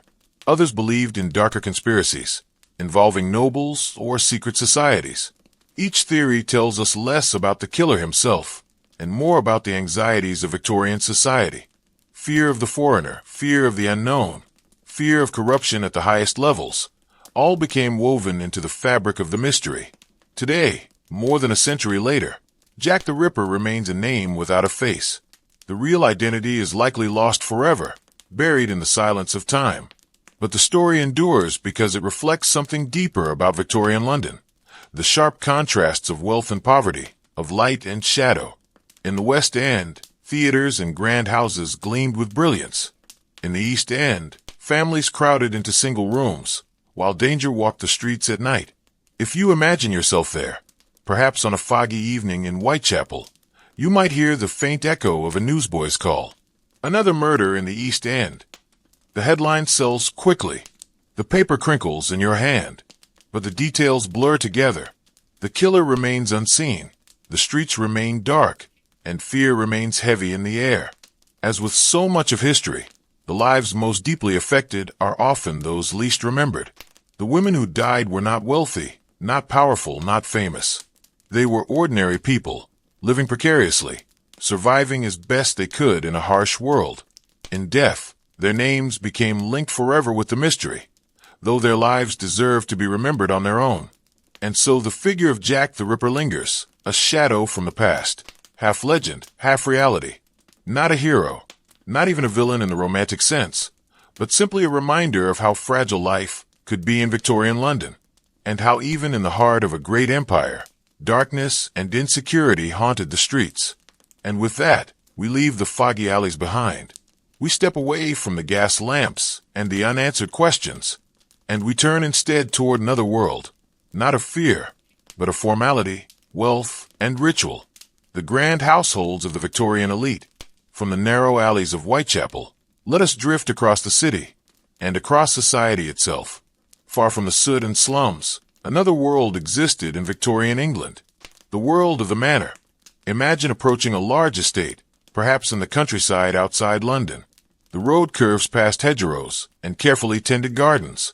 Tall iron gates open to reveal a long drive, leading toward a stately home of stone and brick. Windows reflect the glow of afternoon sun, and smoke curls softly from the chimneys. Inside, life followed a rhythm as carefully arranged as the architecture. The household was run by rules, both spoken and unspoken, and etiquette guided every action. From the servants below stairs, bustling quietly to prepare meals, to the family who presided above, all had their roles to play. Gas lamps flickered in the evening, casting a warm but steady glow over polished wood, gilded frames, and patterned wallpaper.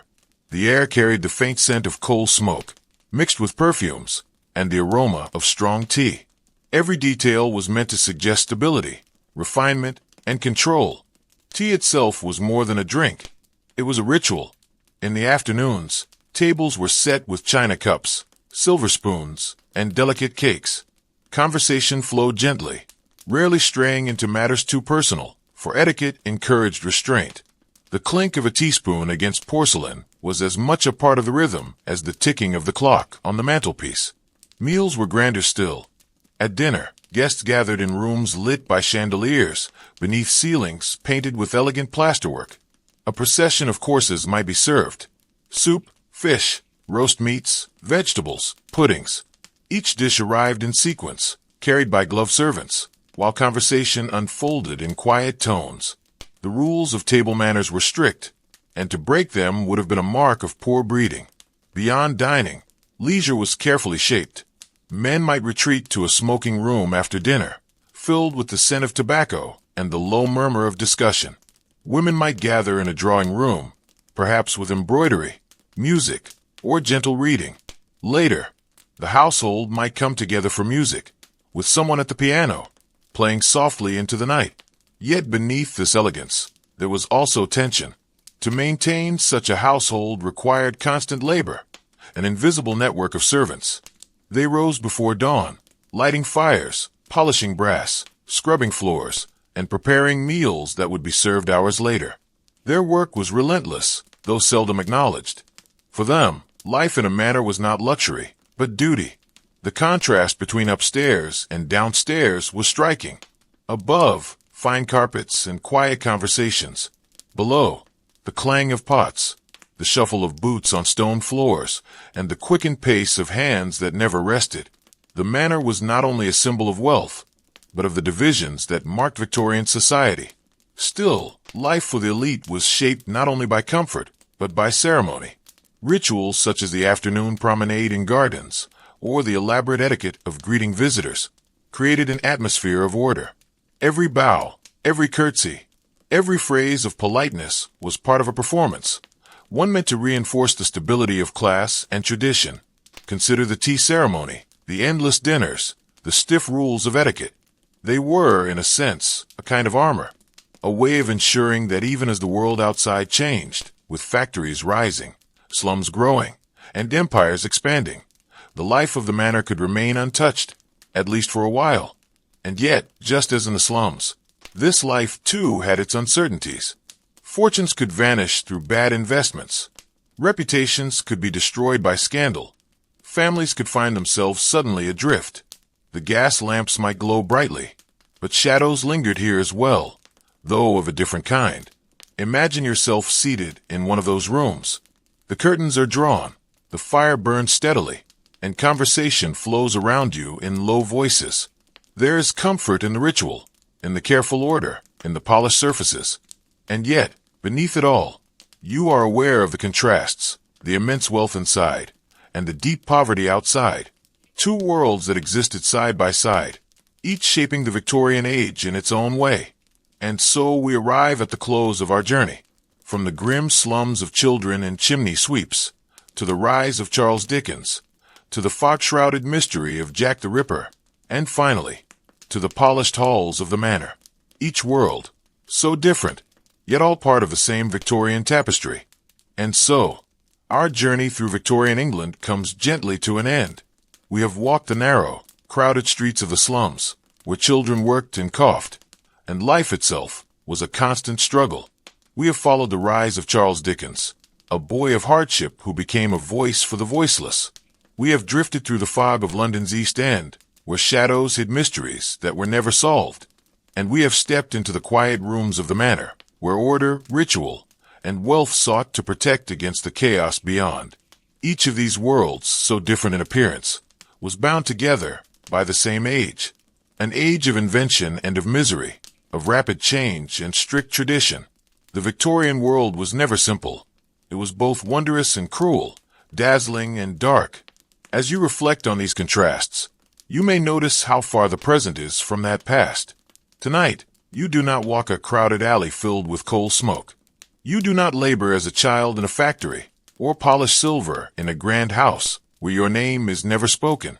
You rest instead in the quiet comfort of your own space, far removed from the endless toil of another century. Imagine now that the gas lamps of the Victorian age are being extinguished, one by one. First the dim lights of the slums, then the flickering lamps in the alleyways, and finally, even the chandeliers of the manor. Darkness falls, soft and complete. But this darkness is not frightening, it is restful. It is the quiet of night, of peace, of sleep. The echoes of that time fade into silence. The voices of children in the streets, the steps of policemen on the cobblestones, the measured tones